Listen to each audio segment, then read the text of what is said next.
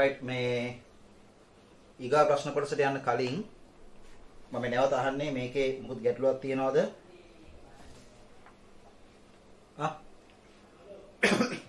19 මේ ප්‍රශ්නට දාලා ගැටලුවක් තියනවද? මොකද 21 පුතේ මේ ස්වභාවයෙන්ම ප්‍රශ්නයක් එන්න තියෙන සම්භාවිතාව වැඩි ඈ. ඒකයි මම අහන්නේ. කියන්න මේකේ සටහන් කරගත්තද ඔක්කොම? කො ළමයි කතා කරන්න. අශානි ගැටලුවක් නැද්ද මේකේ? තේරුණානේ? right. ඒකේ පුතේ මම අපව සාරාංශගත කරලා කියන්නම්. මේක දැන් අපි ලොකු විස්තරයක් කතා කරමු නිසා සමහර අයට මේක ටිකක් පැටලලා තියෙන්න පුළුවන් නැත්නම් නිකන් බැරෑරුම් වගේ දැනෙන්න පුළුවන්. එහෙම දෙයක් මේකේ නැහැ. මේකේ කියන්න දිහිතන තියෙන මේකයි. දැන් 8200 වන මතක අවකාශය කිව්වහම ඉස්සෙල්ලාම අපි බලන්න ඕනි මේ මතක අවකාශය ගොඩ නැගින්නේ කීවෙනි පිටුව තුලද? ඒක බලා ගන්න හරි ලේසි. මොකද අපිට ප්‍රශ්නය ඇතුළෙම කියනවා මේ අවකාශයන් ටික තියෙන්නේ බිඳු වෙනි පිටුවේ, මේ අවකාශයන් තියෙන්නේ පළවෙනි පිටුවේ නම් අනිවාර්යෙන් 8200 කියන මතක අවකාශය තියෙන්න ඕනි දෙවෙනි පිටුවේ. ඒක ප්‍රශ්නයක් නෑ. ඒක අපිට හොයාගන්න පුළුවන් ඒ දත්ත මත. එතකොට පුතේ දෙවෙනි පිටුවේ නම් 8200 වන මතක අවකාශය තියෙන්නේ 8200 වන මතක අවකාශයට අදාළ නැත්නම් ඒකට අනුරූපණය වන භෞතික මතකයේ ලිපිනයේ මුල කොටස. ඒ කියන්නේ රාමු අංකය හොයාගන්න පුළුවන් පිටුවගුවේ. මොකද දෙවෙනි පිටුවට අදාළ රාමු අංකය මොකක්ද කියන එක පිටුවගුවේ තියෙනවනේ පැහැදිලිව. එහෙනම් මේක ඇල්ල හොයාගන්න පුළුවන් ප්‍රශ්නයක් නැහැ. හරි. දෙවෙනි එක තමයි අනුලම්බය හොයාගන්න එක. ඉස්සෙල්ලාම අනුලම්බය හොයාගන්න. ඒ කියන්නේ මේක හොයාගන්න එපා. අනුලම්බය හොයාගන්න කලින් අපි හිතා ගන්න ඕනේ, තේරුම් ගන්න ඕනේ අනුලම්බයේ තියෙන පිටු ගාන. අනුලම්බයට එන පිටු ගාන අපිට හොයාගන්න පුළුවන් පුතේ. පිටුවක ප්‍රමාණය පදනම් කරන් මේ ක්‍රමයෙන් හෝ අවකාශ ප්‍රමාණය අපිට දෙනවනේ එක පිටුවක තියෙන 4096 කියලා. ඒක පදනම් කරන් මේ ක්‍රමයෙන් හොයාගන්න පුළුවන්. මේ જાති ගණන් ඊට කලින් අපි හැදුවා. හරිද? එහෙනම් පිටු 12යි කියලා එනවා. ඊට පස්සේ අපි බලනවා දෙවෙනි පිටුවේ කීවෙනි මතක අවකාශයේ විදියටද 8200 තියෙන්නේ. දෙවෙනි පිටුවේ කීවෙනි මතක අවකාශයේ විදියටද 8200 තියෙන්නේ. එතකොට මේක බිඳුව, මේක 1, මේක 2, මේක 3, 4, 5, 6, 7, 8 කියන එක තමයි බිඳුවෙන් පටන් ගන්න නිසා ඇත්තටම 8 එන්නේ. හරි? එතකොට 8 ආවට 9 වෙනි අවකාශය තමයි. නමුත් පටන් ගන්න බිඳුවෙන් නිසා 8 තමයි අපි ගන්නෙ. එහෙනම් 8 කියන එක කොට නැගින්න ඕනේ කොහොමද? 1.0.0. ඒතර 1.0.0 වෙනවා. ඒක තමයි මේ ලිව්වේ 1.0.0 sorry 1.0.0 8 කියන්නේ 1.3නේ. ඊට පස්සේ පිටු 12ක් එන්න ඉස්සරහට අපි දාගන්න ඕනි ඉලක්කම් බිඳුව. ඔය විදිහට තමයි. හරි ඇති. right. ඒතර ඒක හරි. අංක 2ට අපි යමු. දැන් ප්‍රශ්නයක් නැහැ කියලා ඔයගොල්ලෝ කියනවා. ඒ නිසා මම ආපහු ඒක සාකච්ඡා කරන්න යන්නේ නැහැ පුතේ. හැබැයි ප්‍රශ්නයක් තියෙනවා නම් මම නැවත පැහැදිලි කිරීමක් කරන්නම් ඈ. අපි යමු දෙවෙනි කොටසට. මේ දවස්වල ටිකක් කාර්ය බහුලයි. දැන් අර අපි නොහිතපු ආකාරයෙන් පුතේ සාමාන්‍ය පෙළ ප්‍රතිඵල ආවනේ නේද? సౌందර්ය මේ ලංකා ඉතිහාසයේ පළවෙනි වතාවට సౌందර්ය විෂයට අදාළ කරන විශේෂයෙන් නැටුම් සහ නැටුම් සංගීත සහ ඩ්‍රාමා. කියන්නේ මොකක්ද ඒකට කියන්නේ? නාට්‍ය ආරංග කලාවනේ. ඒ විෂයන් තුනට අදාළ ප්‍රතිඵල නැතුව සාමාන්‍ය පෙළ ප්‍රතිඵල ආවා. ඒක බලධාරීන්ගේ තීරණයක්. ඒකට අපිට මුත් කතා කරන්න බෑ. ඒ කතා කරන්නේ තේරුමුත් නැහනේ. කොහොමද දැන් සාමාන්‍ය ප්‍රතිඵල ඇවිල්ලා තියෙන්නේ. ඉතින් අපි දැන් සාම්ප්‍රදායිකව දන්නවා සාමාන්‍ය ප්‍රතිඵල ආවට පස්සේ ළමයි උසස් පෙළ පන්ති වලට එනවා. ඉතින් මේ දවස්වල අපි ශනිකව ලැහැත්ති විය යුතුයි උසස් පෙළ පන්ති පටන් ගන්න. හරි. මොකද අපේ කාර්ය වෘත්තිය ඒක නිසා ඒකට අපි සූදානම් වෙන්න ඕනේ. හින්දා මේ දවස්වල ටිකක් වැඩ වැඩි ඈ. හරි. ඒක ඉතින් සුමානයක් වගේ කාලයක් ඇතුළත ෂේප් වෙනවා. මොකද හේතුව දැන් ලබන සුමානේ මුල පන්ති පටන් ගන්න නිසා. මුල නෙමෙයි මුල හරියි. එහෙනම් ඔයගොල්ලන්ගේ පුතේ අනිවාර්යෙන් මට උදව් ඕනි. හරි. ඔයගොල්ලන්ගේ ප්‍රදේශයට අදාළ නංගි ළමන්ලා දැනුවත් කරන්න. ඉදිරියේදී මම පෝස්ට් තව එවනවා. ලින්ක් එකක් එක්ක Telegram group එකකට අපි ඔක්කොම ළමයි එකතු කරනවා. අපි පන්ති කරන නගරවලට අදාළ ප්‍රදේශවල ළමයි ඒ group එකට එකතු කරලා ඒ ඔස්සේ තමයි ළමයි දැනුවත් කරලා පන්ති ක්‍රියාවලිය පටන් ගන්න. කොහොමද අපිට පටන් ගන්න වෙන්නේ ඔන්ලයින් නේ. දැන්ටත් අපි 23 කණ්ඩායම් වලට පන්ති කරනවා. ඒ අතරේ රිසල්ට් ආවට පස්සේ තමයි මට ගොඩාක් දරුවෝ පන්තියෙන් පටන් ගන්නෙ. දැන්ට 23 අපි නොමිල පන්තිකුත් කරගෙන යනවා. හරි. එතකොට මේ ආර්ථික අපහසුතා තියෙන අයට නමුත් ඒ වුණත් රිසර්ච් එන්නේ නැතුව ළමයි සමහර ළමයි මේකට විෂය ධාරාව තෝරගන්න විදිහක් නැහැ විෂයන් තෝරගන්න විදිහක් නැහැ හැම ප්‍රශ්න තියෙනවනේ කොහොමරි මම මේ කිව්වේ ඔයගොල්ලන්ගේ උදව්ව අනිවාර්යෙන් ඍජු ලෙස මට අවශ්‍යයි මේ දැනුවත්භාවය සඳහා ඒ කියන්නේ ළමයිව දැනුවත් කරන්න පන්ති පිළිබඳව ඔයගොල්ලන්ගේ ගෲප්ස් වලට හෙට අනිද්දා වෙනකොට මම පෝස්ට් එකක් එවනවා ලින්ක් එකක් එක්කම හරි අපි ඉස්සරහට යමු අංක 2 කියන පුතේ මෙහෙම ක්‍රමලේඛ විශාලත්වයන්ට සාපේක්ෂව භෞතික මතක විශාලත්වයන් සැසඳීමේදී ක්‍රමලේඛ විශාලත්වයන්ට සාපේක්ෂව භෞතික මතක විශාලත්වයන් සැසඳීමේදී පිටුවගු භාවිතයේ නිසා ලැබෙන එක් වාසියක් ලියා දක්වන්න. දැන් පුතේ මම අර කලින් කිව්ව දෙයමයි නැවත කියන්න තියෙන්නේ. අපි අනිවාර්යයෙන්ම උත්තරය දෙන්න ඕනි ප්‍රශ්නෙට අදාළව. ප්‍රශ්නේ අපි අහන්නේ මොකද්ද කියන්නකෝ? ක්‍රමලේඛ විශාලත්වයන්ට සාපේක්ෂව භෞතික මතක විශාලත්වයන් සැසඳීමේදී. ඒ කියන්නේ පුතේ දැන් ක්‍රමලේඛයක් ක්‍රියාත්මක වෙනකොට RAM එකෙන් hard disk එකෙන් RAM එකට ක්‍රමලේඛය ගන්න එපා. එතකොට ක්‍රමලේඛයේ විශාලත්වයට වඩා සමහරලාට RAM එකේ විශාලත්වය වැඩි වෙන්නත් පුළුවන්. ක්‍රමලේඛයේ විශාලත්වයට RAM එකේ විශාලත්වය සමාන වෙන්නත් පුළුවන්. ක්‍රමලේඛයේ විශාලත්වයට සාපේක්ෂව RAM එකේ විශාලත්වය අඩු වෙන්නත් පුළුවන්. අපි දන්නවා RAM එකේ විශාලත්වය ක්‍රමලේඛයේ විශාලත්වයට සමාන වුණත් වැඩි වුණත් මෙහෙයුම් පද්ධතිය ඇතුළු වෙනත් ක්‍රමලේඛවල උපදෙස් ගබඩා වීම සඳහා RAM එකේ යම් ඉඩක් වෙන් වෙච්චාම අර අපි කතා කරන ක්‍රමලේඛය RAM එකට ගන්න RAM එකේ ඉඩ ප්‍රමාණවත් නොවෙන්න පුළුවන්. නේ? ඒත් අපිට දීලා තියෙන පුතේ ඒ ටාගට් එක. ක්‍රමලේඛයේ විශාලත්වයට සාපේක්ෂව භෞතික මතකයේ විශාලත්වයන් සැසඳීමේදී මේ තියෙන කැපැසිටිස් මැච් කරනකොට මැච් කරනවා නෙමෙයි අතරම කම්පෙයාර් කරනවා සංසන්දනය කරනකොට පිටුවගුව භාවිතය නිසා ලැබෙන එක් වාසියක්. පුතේ කවුරු හරි උත්තරේ කියන්න. සෝදී ලිව් උත්තරේ කියන්න පුතේ.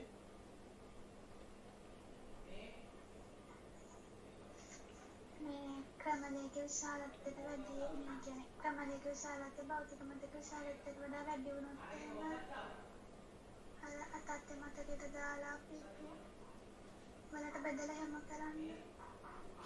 ලිව් උත්තරේ කියන්න මට. ක්‍රමලේඛ විශාලත්වය භෞතික මතක විශාලත්වයට වඩා වැඩි විය හැකි වීම නිසා. හා? වැඩි විය හැකි නිසා. alright. අදහස හරි. ඒ කියන්නේ දැන් මේ පිටුවගුව භාවිතා කිරීම නිසා ලැබෙන වාසිය තමයි මේ සංසන්දනයේදී ක්‍රමලේඛයේ විශාලත්වය භෞතික මතකයේ විශාලත්වයට වැඩි වුවත් ක්‍රමලේඛයේ විශාලත්වය භෞතික මතකයේ විශාලත්වයට වැඩි වුවත් එම ක්‍රමලේඛ භාවිතයට ගත හැකි වීම නැත්නම් ක්‍රියාත්මක කළ හැකි වීම. ඒක තමයි වාසිය. හරි. ඒතර පිටුවගුව තියෙන හින්දා අර අතත්ත්‍ය මතකයයි භෞතික මතකයයි අතර අනුරූපණයේ පිටුවගුවෙන් ගෙනහිල්ලා මේ ක්‍රමලේඛ ක්‍රියාත්මක කරන්න හැකියාව ලබා දෙනවා. ඒතර අපි අතත්ත්‍ය මතකයයි මේකයි අතර අනුරූපණයේ ලොකුවට කතා කරන්න ඕනේ නැහැ. අපිට අපෙන් අහන්නේ පුතේ ක්‍රමලේඛ විශාලත්වයන්ට සාපේක්ෂව භෞතික මතක විශාලත්වයන් සැසඳීමේදී මේ කැපැසිටි සංසන්දනය කරනකොට පිටුවගුව භාවිතය නිසා ලැබෙන වාසියක් ලියන්න උත්තරේ කවුද සුවදිගේ උත්තරේ හරිය ලියන්න ක්‍රමලේඛයේ විශාලත්වය ක්‍රමලේඛයේ විශාලත්වය ක්‍රමලේඛයේ විශාලත්වය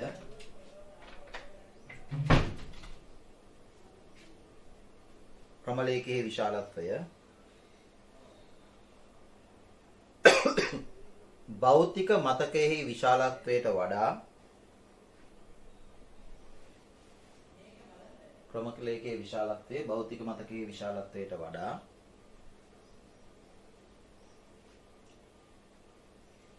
වැඩි වුවත් එම ක්‍රමලේඛ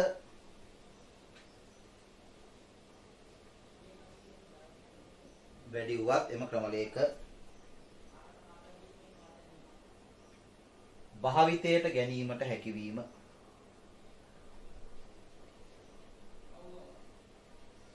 එම ක්‍රමලේඛ භාවිතයට ගැනීමට හැකියවීම හරි right අංක 3 ක්‍රියාවලියකට අයත් යම් පිටුවක් භෞතික මතකයේ නොතිබීමට ඇති එක් හේතුවක් ලියා දක්වන්න. ඒ කියන්නේ කිසියම් මොහොතක පිටුවක් භෞතික මතකයේ නැතිවීමට අදාළ හේතුව. හරි? මොකද ඒ කියන්නේ අපි ඉස්සෙල්ලා මෙතන ඇඳලා තිබුණත් එක්ක කොට හරියටම හරි. නමුත් මේක පැහැදිලි කරන්න අපිට ඒක මකන්න උනානේ.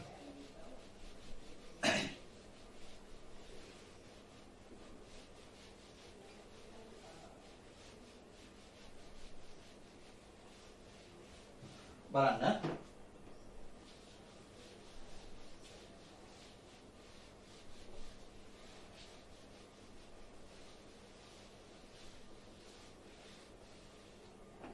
එතකොට අපි මේ විදිහට RAM එක ගත්තාම මේ විදිහට hard disk එක අරගෙන මේ විදිහට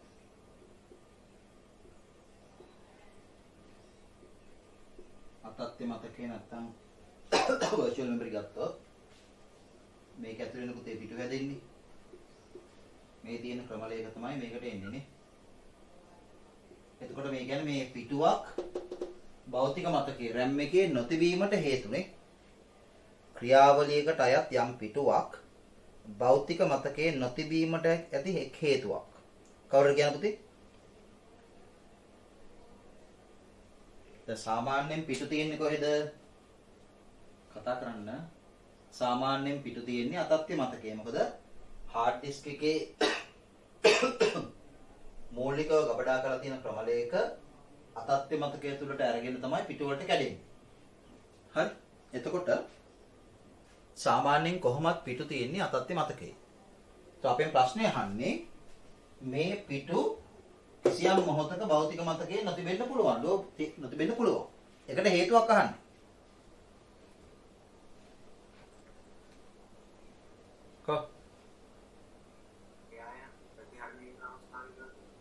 මොකද්ද ඒ? ක්‍රියායන ප්‍රතිහරණය. ඔව් ප්‍රතිහරණයේ පුතේ අවස්ථා දෙකක් තියෙනවානේ. නේද? swapped in සහ swapped out කියලා අවස්ථා දෙකක් තියෙනව නේද? ඒ කියන්නේ අපි ප්‍රතිහරණය අතත්ත්‍ය මතකයට දාන එකයි අතත්ත්‍ය මතකයෙන් ගන්න එකයි දෙකක් තියෙනව නේද? ඔව්. ඒ නිසා ප්‍රතිහරණය කියන වචනේ විතරක් පාවිච්චි කරොත් උත්තරේ සම්පූර්ණ වෙන්නේ නැහැ. මොකද swapped in එක තියෙනවා ඒක මොකද්ද? අතත්ත්‍ය මතකයෙන් භෞතික මතකයට RAM එකට ගන්නවට අපි කියනවා swapped in කියලා. භෞතික මතකයෙන් නැවත අතත්ත්‍ය මතකයට දානවට අපි කියනවා swapped out කියලා. ඒ දෙකම ප්‍රතිහරණයට අයිති.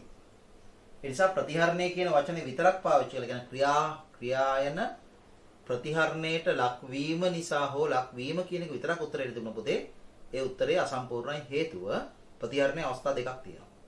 එක අවස්ථාවක් swapped in ගත්තොත් භෞතික මතකයේ තියෙනවා. out ගත්තොත් භෞතික මතකයෙන් යනවා. ඒ හින්දා විතර ප්‍රශ්නයක් තියෙනවා. ප්‍රමුඛත්වයේ වැඩි ක්‍රියාණයක් සඳහා ඉඩ ලබා දීම. හා? ප්‍රමුඛත්වයේ වැඩි ක්‍රියාණයක් සඳහා ඉඩ ලබා දීම. වැරදි පුතේ වැරදි. බොහොම හොඳයි උත්තරේට.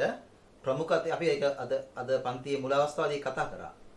නේ? මුල අවස්ථාවේදී කතා කරා ප්‍රමුඛත්වයෙන් වැඩි ක්‍රියායන සඳහා අවස්ථාව ලබා දෙන්න දැනට ධාවණයෙන් පවතින ක්‍රියායන දාන්න පුතේ සූදානම් මට්ටමට පටලව ගන්න එපා. මෙතන අහන්නේ බොහොම සරල දෙයක්. අපි හිතනවා තරම් සංකීර්ණ නැහැ. අර අපි කියන්නේ හිතන තරම් යකාකලු නැහැ කියලා කියන්නේ එහෙම ඒවා තියෙනවා ඈ. ඒ කියන්නේ පුතේ මෙතන ප්‍රොසෙසරයත් එක්ක සම්බන්ධයක් ගැන කතා කරන්නේ නැහැ. දැන් ප්‍රමුඛත්වයෙන් ඉහළ ක්‍රියායනයන්ට අවස්ථාව ලබා දෙන්නේ පුතේ සකසණේනේ. මෙතන සකසණයක් ගැන කතා කරන්නේ නැහැ. මෙතන කතා කරන්නේ කවුරු ගැනද? මෙතන කතා කරන්නේ RAM එකයි අතත්ත්‍ය මතකයයි අතර තත්ත්වයක් ගැන කතා කරන්නේ. සකසනේ තියෙන විට උඩින්නේ. එතකොට අපෙන් අහන්නේ මේ අතත්ත්‍ය මතකයේ තිබෙන සාමාන්‍යයෙන් අතත්ත්‍ය මතකයේ තිබෙන පිටු භාවිතයට ගන්න නම් RAM එකේ රාමුවකට අනුරූපණය වෙලා RAM එකට එන්න ඕනේ. ඒතර අපෙන් ප්‍රශ්නේ අහන්නේ පුතේ කිසියම් මොහොතක අතත්ත්‍ය මතකයේ භෞතික මතකයේ කිසියම් පිටුවක් නැත්නම් ඒකට හේතුව. හරියට නිකන් මෙහෙම අහන්නකෝ. හරි? දැන් ඔන්න මට ගත්ත හැකි. දැන් ඉන්න ළමයි සංඛ්‍යාව බලලා මම එහෙමනම් දැන් මම නිතර කතා කරන නම් ටික නම් මට මතකයි. ඒගොල්ලෝ ඉන්නවද නැද්ද කියලා කවුරු හරි එක්කෙනෙක් අපි හිතමු දැන් අකිල කියලා හිතන්නකෝ. නේ? දැන් අකිල දැන් පන්ති හිටියානේ. නේ?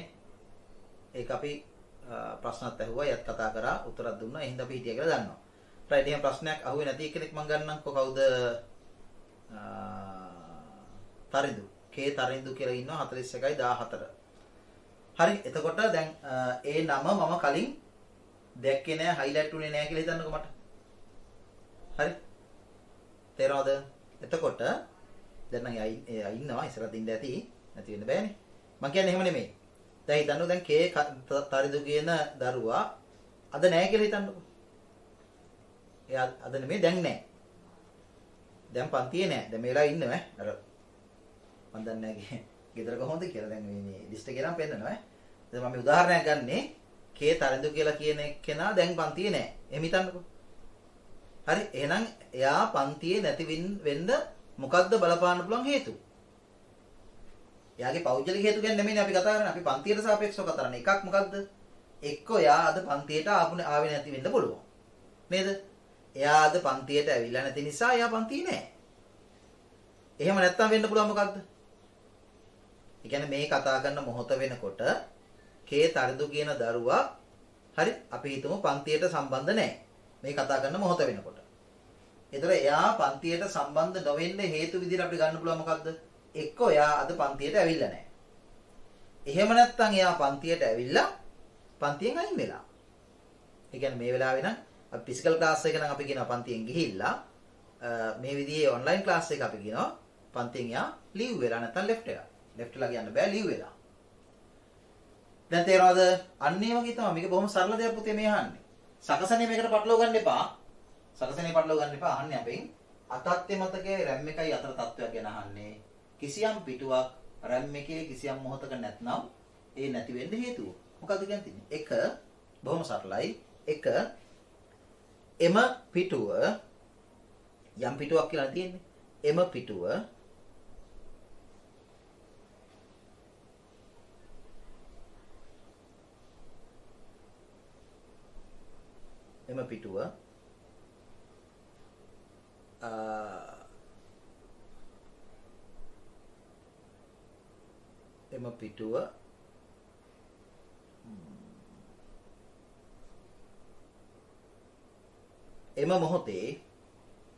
එම පිටුව එම මොහොතේ භෞතික මතකය වෙත එම පිටුව එම මොහොතේ භෞතික මතකය වෙත ප්‍රවේශ වී නොතිබීම. ඒ කියන්නේ තාම RAM එකට ඒ පිටුව ඇවිල්ලා නැහැ. ප්‍රවේශ වී නොතිබීම. බොහොම සරලයි කියලා මම කිව්වේ ඒකයි. ප්‍රවේශ වී නොතිබීම. ඒ හින්දා RAM එකේ පිටුව දකින්න හම්බෙන්නේ නැහැ. RAM එකේ පිටුව දකින්න නම් පුතේ අතත්ත්ව මතකයෙන් RAM එකට ගන්න එපා. ඒක තාම පිටුව RAM එකට ඇවිල්ලා නැත්නම් RAM එක තුල පිටුව තියෙන්න පුළුවන්ද? බෑ. එම පිටුව එම මොහොතේ භෞතික මතකයේ වෙත ප්‍රවේශ වී නොතිබීම. ඒ තියෙන පුළුවන් එක හේතුවක්. අනිත් හේතුව තමයි අර ක්ලාස් එකේ හිටපුලා මේක අයින් වුණා වගේ ඒ කියන පිටුව මේ මොහොත නැත්නම් එම මොහොත වෙනකොට RAM එකෙන් ඉවත් කරලා තියෙන්න පුළුවන්. ඉවත් කරපුවම RAM එකේ තියෙන දෙයක් නැහැ. නේ? අපිට හිතා ගන්න බැරි තරම් සරල උත්තර තියෙන්නේ වට. හරි. ඒක තාක්ෂණික කාරණයක් තමයි. ඒක තමයි SAPT in SAPT out කියලා කියන්නේ. SAPT in කියලා කියන්නේ ගන්න එකටනේ. ඒ කියන්නේ SAPT in එක තාම වෙලා නැත්නම් මොකද්ද කියන්නේ තියෙන්නේ RAM එකේ පිටුව තියෙන්න බෑ. ඒ වගේම RAM එකේ තිබුණත් ඒක SAPT out වෙලා නම් මොකද්ද කියන්නේ තියෙන්නේ? RAM එකේ තියෙන්න බෑ. ඔව් තමයි කියන්නේ. දෙක ලියන්න. එම පිටුව එම මොහොත වන විට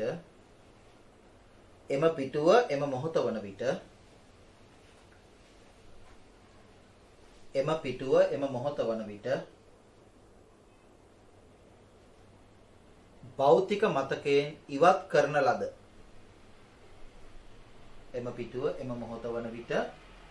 භෞතික මතකයෙන් ඉවත් කරන ලද පිටුවක් වීම. එම පිටුව එම මොහොත වන විට භෞතික මතකයෙන් ඉවත් කරන ලද පිටුවක් වීම. එහෙම වුණාම පුතේ පිටුව තියෙන විදියක් නැහැ නේ මේ භෞතික මතකේ නේද? right. ඔන්න අපි කතා කරලා අවසන් කරා මොකද්ද? 2019 ප්‍රශ්නය. ටිකක් හිතන්න ඕනි ප්‍රශ්නයක් කියන එක ඔයගලන්ට පැහැදිලි. කියන්න.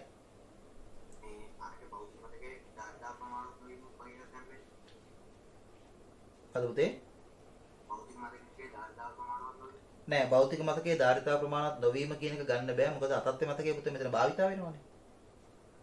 ඒ කියන්නේ අපිට ක්‍රියාවලියකට අදාළ යම් පිටුවක් කියලා කිව්වහම පිටුව කියන සංකල්පය සහ ඒ ක්‍රියාවලිය සිද්ධ වෙන්නේ පුතේ අතත්ත්ව මතකයත් එක්කනේ. ඒතර අතත්ත්ව මතකය කියන එක භාවිතයට ගැනෙන්නේ මේකේ ධාරිතාවය ප්‍රමාණවත් නොවීමට උත්තරයක් විදිහටනේ. ඒ නිසා RAM එකේ ධාරිතාවයේ ප්‍රමාණවත් නොවීම කියන එක කාරණයක් වෙන්නේ නැහැ. එහෙම කියන්න බෑ. පැහැදිලි නේද?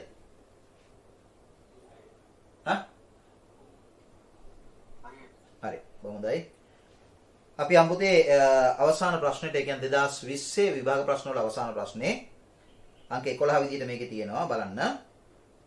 11 ඒ කොටස. මෙහෙයුම් පද්ධතියක් එක් ක්‍රියාවලියට, ඒ කියන්නේ process අදාළ වැදගත් තොරතුරු පවත්වාගෙන යාමට ක්‍රියායන පාලන ඛණ්ඩ නැත්නම් process control blocks PCB භාවිතා කරයි. දැන් බලන්න PCB වලින් ප්‍රශ්න දිගටම ඇවිල්ලා තිනවා. මෙහෙයුම් පද්ධතියක් එක් ක්‍රියාවලියට අදාළ වැදගත් තොරතුරු පවත්වාගෙන යාමට ක්‍රියායන පාලන ඛණ්ඩ නැත්නම් PCB භාවිත කරයි. පහත විස්තරය කියවා අසා ඇති ප්‍රශ්න වලට පිළිතුරු සපයන්න. ඔන්න එක කොටස දැන් 2019 කතානායිකාව උනේ රාණි, 2020 කතානායකයෙක් ඉන්නේ පියල්. 21 කතානායකයා කවුද කියන එක අපි දන්නේ නැහැ නේ. පියල් විසින් තනි සකසනයක් ඔය තියෙන සිංගල් ප්‍රොසෙසර්. එතකොට ටක් ගාලා උඩට ගන්න එක සැකසුම් ඒකකයයි කියන එක. පියල් විසින් තනි සකසනයක් සහිත පරිගණකයක, හැබැයි සමහර තනි සකසනයක් සැකසුම් එකක කිහිපයක් කියලා 21 ප්‍රශ්නේ හදන්න පුළුවන්. ඒව ගැන හිතන්න. පියල් විසින් තනි සකසනයක් සහිත පරිගණකයක පෙරදා තමා විසින් ගබඩා කළ budget.xls ගණුව විවෘත කිරීමට පැතුරුම්පත් ක්‍රමලේඛයක් ආරම්භයි. right. මට කියන්නකෝ මේ XLS ෆයිල් එකක් කියන්නේ පුතේ මොකක්ද?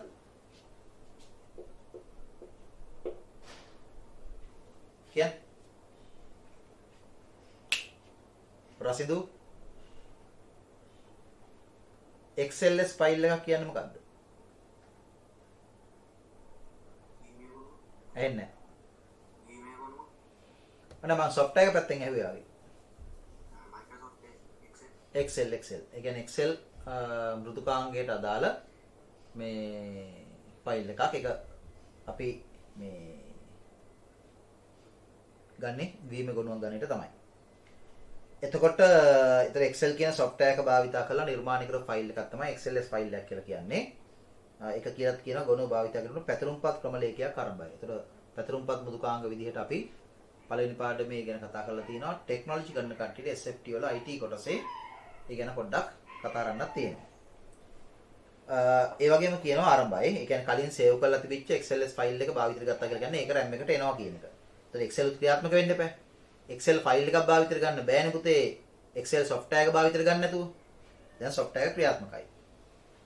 තමාගේ ඊතපෑල පරීක්ෂා කිරීම සඳහා ඔහු වෙබ් අතිරික්ෂවද්ද ධාවනය කරයි. මොන පුතේ ආපහු වෙබ් අතිරික්ෂ මෘදුකාංගිකුත් ධාවනය කරාලු. දැන් ඕක 2019 කිව්වේ කොහොමද? රාණි ගණනය කිරීමේ යෙදුමක් ක්‍රියාත්මක කරන් ඉන්න අතරතුරේ වෙබ් අතිරික්ෂයක් භාවිතා කරා කියලා. මෙතන Excel වගේ software එකක් භාවිතා කරමින් ඉන්න අතරතුරේ Excel වගේ කියන්න බෑ. කෙලිම Excel කියන software එක භාවිතා කරන අතරතුරේ වෙබ් අතිරික්ෂයක් භාවිතා කරාලු.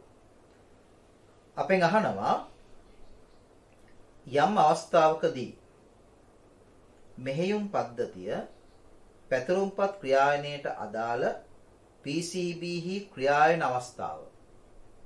යම් අවස්ථාවකදී මෙහෙයුම් පද්ධතිය පැතුරුම්පත් ක්‍රියායනයට අදාළ PCB හි ක්‍රියායන අවස්ථාව කියන process state එක ශ්‍රේෂ්ඨයේ අන්තර්ගතය වන ධාවනය වන, ඒ කියන්නේ running සිට අවහිර කරනු ලැබූ ඒ කියන්නේ බ්ලොක්ඩ් ලෙස මාරු කරයි. ඒ කියන්නේ මේ වෙලාවේ සකසනය තුළ ධාවනය වීමෙන් පැවතුනේ මොකද්ද? ඔය එක්සෙල් කියන මෘදුකාංගයට නැත්නම් පැතුරුම්පත් මෘදුකාංගයට දාලා ක්‍රියායනයක්. ඒ ක්‍රියායනය අවහිර කරනු ලැබූ කියන தත්ත්වය ධාවනය වන தත්ත්වයේ සිට අවහිර කරනු ලැබූ කියන தත්ත්වයට පත් කරලා සකසණයෙන් අයින් කරනවලු. එතකොට සකසණයෙන් අයින් කරලා ඉන්නේ RAM එකට. එම මාරුවට හේතු විය හැකි කරුණක් ක්‍රියා දක්වන්න. බොහොම සරලයි. ඒතර අපි දන්නවා ධාවනය වෙමින් පවතින ක්‍රියායනයක්. දැන් ඒක අපි අද පන්තියේ මේ මුල හරි කතා කරා හොඳට. ධාවනය වෙමින් පවතින ක්‍රියායනයක් අවහිර කළ තත්වයට යන්නේ අයියෝ පොරොත්තුව කියන හේතුව මත. ඒතර අයියෝ පොරොත්තුව කියලා නිකන් ලිව්වට හරියන්නේ නැහැ. නේ? එතකොට අපි ඒක ලියන්න ඕනේ ඒ මාරු වීමට හේතු වේ හැකි එක් කරුණක්. ඒක ප්‍රායෝගික භාවිතයෙන් කියන්න ඕනේ. කියන්න බෑන පුතේ අයියෝ පොරොත්තුව තමයි එතනට බලපාන්නේ.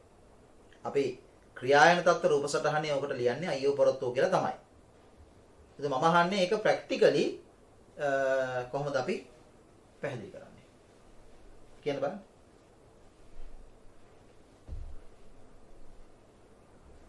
කො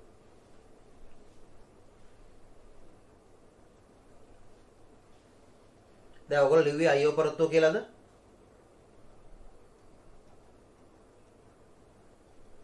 සෝදි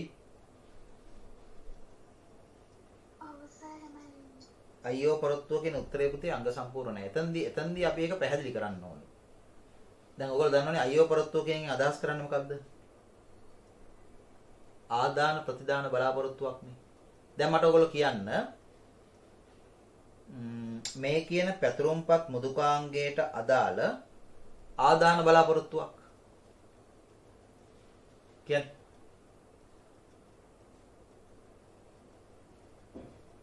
අපිට ක්‍රියායනේ ක්‍රියාත්මක වෙන්න සමහර වෙලාවට යම් ආදානයක් අවශ්‍ය වෙන්න පුළුවන්.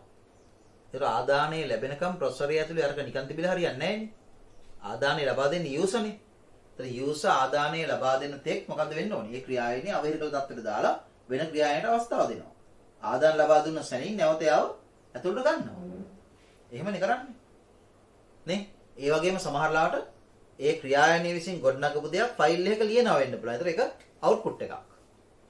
හරි? ප්‍රතිදාන නැත්නම් ප්‍රතිදානයක් විදිහට යොමු කරනවා වෙන්න පුළුවන්. ඒ යොමු කරන තෙක් ක්‍රියායනයේ අවහිර කළ තත්ත්වයට දානවා. ඒක තමයි ප්‍රායෝගික භාවිතය. ලියන්නකෝ මෙහෙම. මම කාරණා කීපයක් තියන්නම් ලියන්න. පැතුරුම්පත් ක්‍රියායනයේ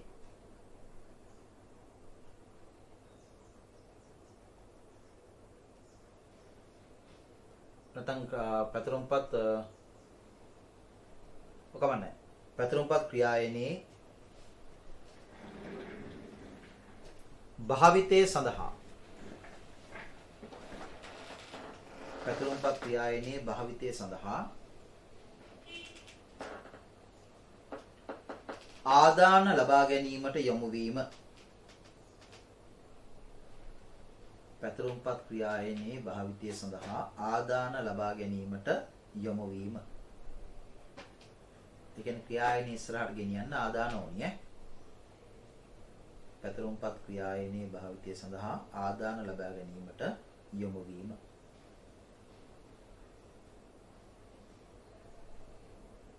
ඒ වගේම ලියන්න පුළුවන් තව එකයි ලියන්න කියලා තියෙනවා. නමුත් හේතුක අපි ලියාගමු.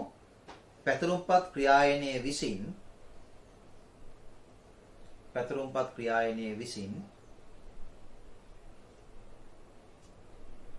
ප්‍රතිදාන ලබා දීමට යොමු වීම.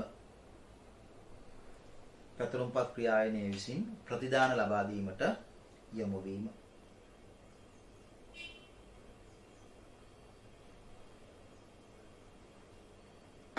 පැතුරුම්පත් ක්‍රියායනයේ විසින් ප්‍රතිදාන ලබා දීමට යොමු වීම.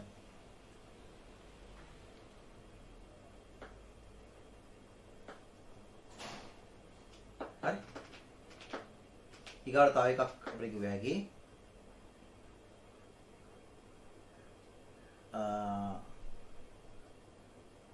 පැතුරුම්පත් ක්‍රියායනයේට නැත්නම් එම ක්‍රියායනයේට පැතුරුම්පත් ක්‍රියායනයේට එහෙම නැත්නම් එම ක්‍රියායනයේට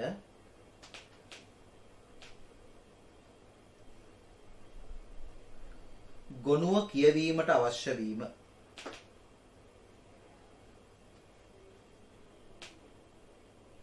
ගොනුව කියවීමට අවශ්‍ය වීම.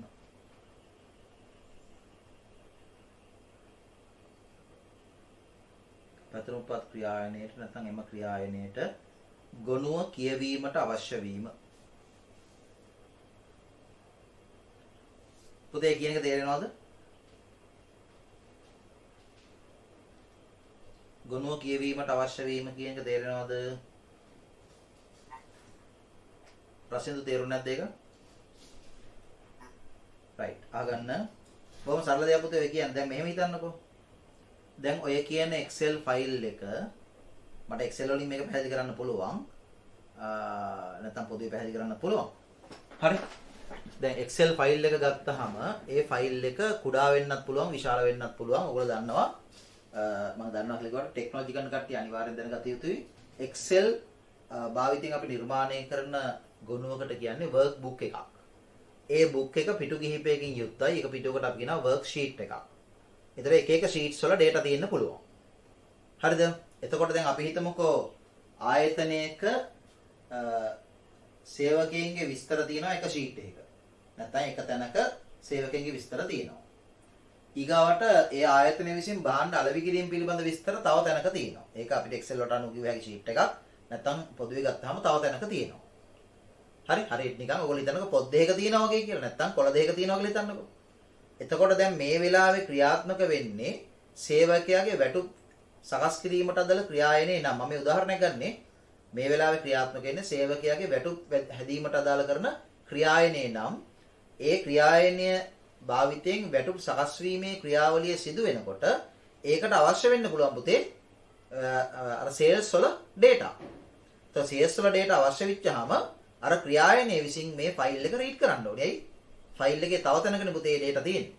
හරියට නිකන් අපි හිතමුකෝ database වලට සාපේක්ෂව අපි කතා කරොත් එහෙම නේ ස්ටුඩන්ට් කෙනෙක්ගේ විස්තර හදාගෙන යනකොට ස්ටුඩන්ට් කෙනෙක්ගේ විස්තර process කරන් යනකොට ඒ ස්ටුඩන්ට් හදාරන පාඨමාලාව පිළිබඳ විස්තර අවශ්‍ය වෙනවා. එතකොට අපි දන්නවා ස්ටුඩන්ට්ගේ details තියෙන්නේ ස්ටුඩන්ට්ගේ data තියෙන්නේ ස්ටුඩන්ට් වගුවේ පාඨමාලාව පිළිබඳ විස්තර තියෙන්නේ course වගුවේ. නේ? එතන මේ වගු දෙකම එකම database එක ඇතුලේ තැන් දෙකක තියෙනවා.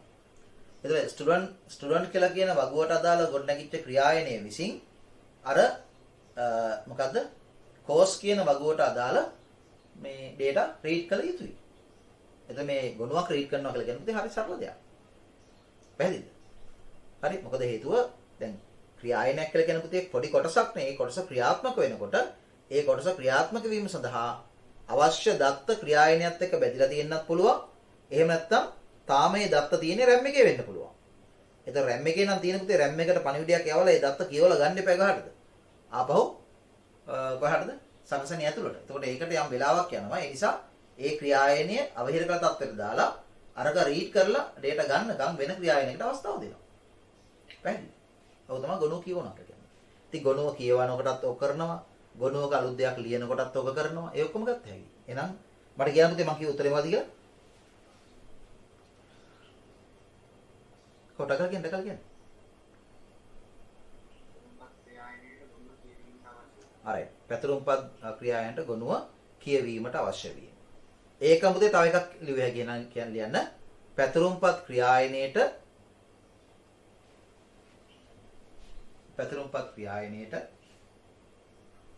ගොනුවේ ලිවීමට අවශ්‍ය වීම. read write දෙකට පැතුරුම්පත් ක්‍රියායනයේට ගොනුවේ ලිවීමට අවශ්‍ය වීම. ඔය කියන ඕනිම හේතුවක් මත ඔය කියන තත්ත්වයන් නැති වෙන්න පුළුවන්. කාටද ප්‍රශ්න තියෙනවද ඒකේ? නෑනේ. හරි. අපි යමු දෙවෙනි එකට.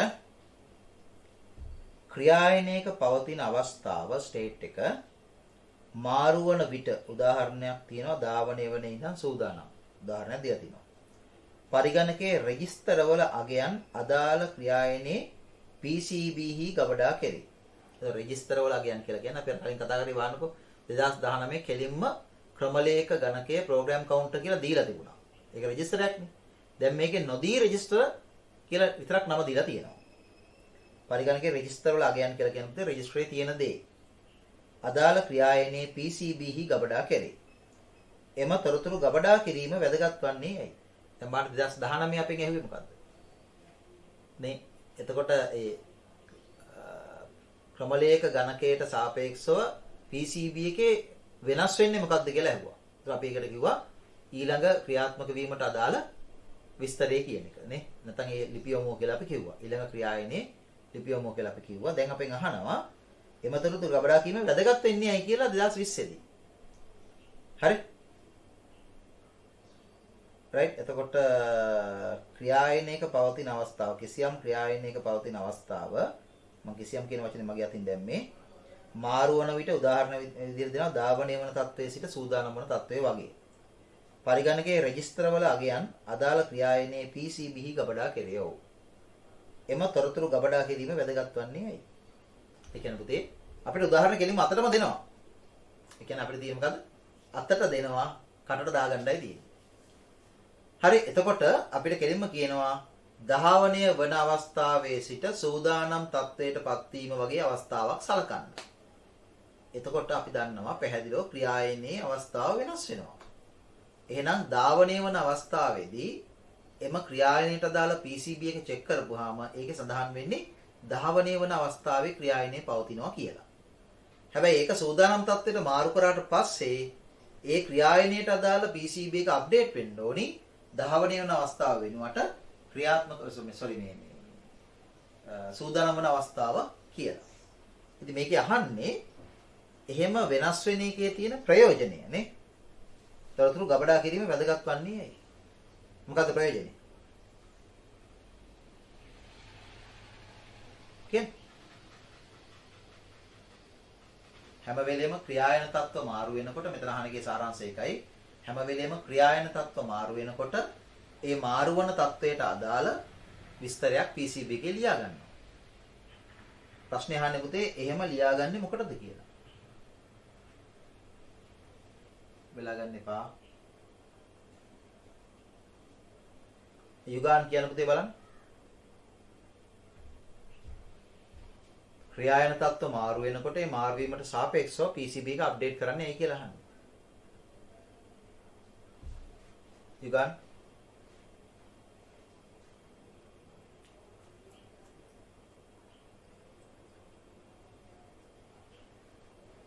කොයි යුගාන් නැද්ද? අකිල කියන පුතේ. යුගාන් try කරාද? යුගාන්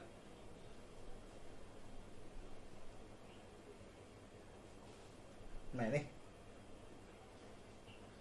දන්නේ නැහැ. අකිල යුගාන් මැසේජ් එකක් දානවා දන්නේ නැහැ කියලා. යා මේක අයියේ කියන්නේ ක්‍රියානේ තියෙන පස්සේ බලන්න. අය කියනද? ඒ ක්‍රියානේ නැවත කාලය ගත වීම මේ ප්‍රමුඛයි නිසා ආයි ක්‍රියාත්මක වෙද්දී මේ ඒ ක්‍රියානේ මුලින් තිබ්බ තත්ත්වය හඳුනගන්නේ. ඔව් ඔයා දැන් අර කිව්ව අර වචන සෙට් එක අපව කියන්නේ. කාලය ගත වීම නිසා ප්‍රමුඛයි. ඔව් එතෙන්ද අයියෝ එහෙම ඒ කියන්නේ ඒ වගේ දෙයකට ගියේ.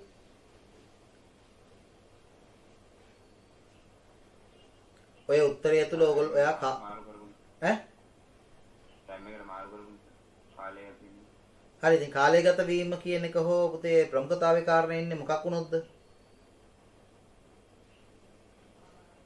අර නව ක්‍රියානේ ආයි මේ කරන ප්‍රතිහරණය. මොකක්? නම් මේ ස්විච් කරනවා. නෑ මං අහන්නේ ක්‍රියායන තත්ත්ව රූප සටහනට අනුව ඔය කාලයගත වීම කියන එක හෝ ප්‍රමුඛතාවයෙන් ඉහළ ක්‍රියායන සඳහා ඉඩ ලබා දීම සඳහා හෝ කියන එක අදාළ වෙන්නේ ක්‍රියායනයක් කුමන අවස්ථාවේ සිට කුමන අවස්ථාවට මාරු වුණාමද? දාවන සත්‍යන සූදානම්. රයිට් දාවන්න නම් සූදානම්. එතකොට දැන් ආගේ උත්තරය තුල ඒ කාරණා ටික තියෙනවද? ඒක නම් තිබුණා. ඈ? තිබුණේ නැහැ. ඔයාව හිතලා කියනවා මේ මෙහෙමයි කියලා. ඔව්. එහෙනම් පුතේ හිතලා කිව්ව එක වැරදි. තිබුණ එක හරි නං ඈ. ඇයි? ඔව් මට නැවත පුතේ මතක් කරන්න වෙනවා ඒවා. හරි.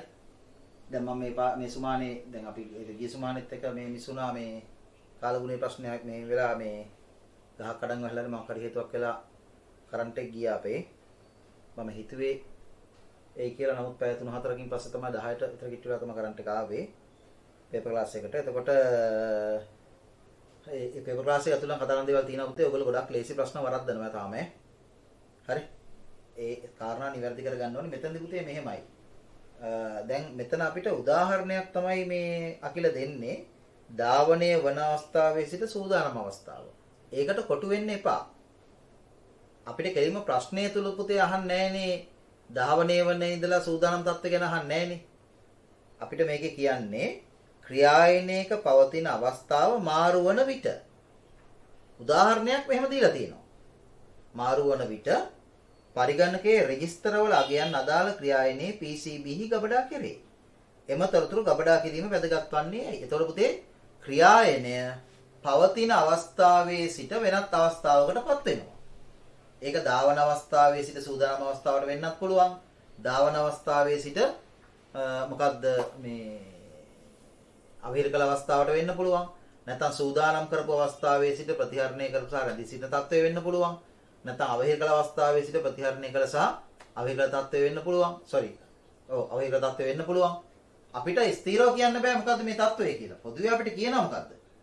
මෙහෙම ක්‍රියායන තත්ත්වයක් වෙනස් වෙනකොට ඒ වෙනස් වීමට සාපේක්ෂව PCB එකේ අගයන් ලියා ගන්නවලු. ඒ වෙලාවේ ඒ ක්‍රියායනට අදාළව රෙජිස්ටර් මත කොළ තිබුණු අගයන් දත්තයන් ලියා ගන්නවලු. එහෙම ලියා ගන්න එකේ ප්‍රයෝජනෙ පුතේ අපි අහන්නේ. ඒ ප්‍රයෝජනෙ අකිලකින් කියවුණා මොකද්ද? ඔව්. ඒ ක්‍රියායනයේ නැවත ක්‍රියාත්මක වීම ආරම්භ වෙනකොට ඒ ක්‍රියායනයේ නැවත ක්‍රියාත්මක වීම ආරම්භ වෙනකොට නැත්තම් ධාවනය වීම ආරම්භ වෙනකොට හරි ඒ ක්‍රියායනයේ නැවත වූ තැනින් පටන් ගන්න ඕනේ. නේද? ඒ කියන්නේ ඒ ක්‍රියායනයේ පවතින තත්ත්වයේ ඊගව තත්ත්වයකටපත් වෙන්න නම් පුතේ නවත්තු දෙන්න යන්නේ. දැන් අපි තුමු අවහිර කරලා තියන්නේ අයියෝ පරොත්තුව නිසානේ. අවහිර කරලා තියන්නේ අයියෝ පරොත්තුව නිසා. එතකොට ඒ ක්‍රියායනයට අදාළව ලියා ගන්න ඕනේ අයියෝ පරොත්තුව කියලා. එතකොට අයියෝ පරොත්තුව ඉෂ්ට වෙච්ච හැටි ඒක සූදානම් මට්ටමට ගිහලා දාවන මට්ටමට යන්න ඕනේ. එතකොට ඒ ක්‍රියායනයේ තත්ත්වය ඉදිරියට ගෙන යාම සඳහා ඒ ක්‍රියායනයේ දැන් තියෙන තත්ත්වය ඉතා වැදගත්. ලියන්න එනම් මෙහෙම.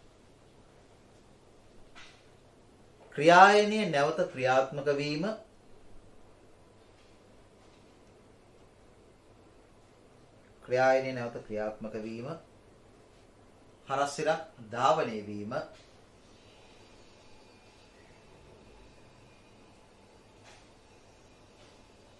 ආරම්භන විට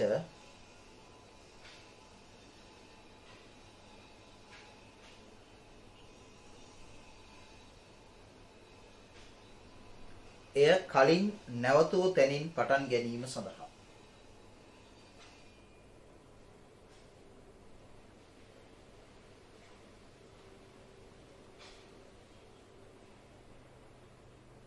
කියන තිබුණ තත්ත්වේනේ පුතේ ඉස්සරහට යන්න ඕනේ.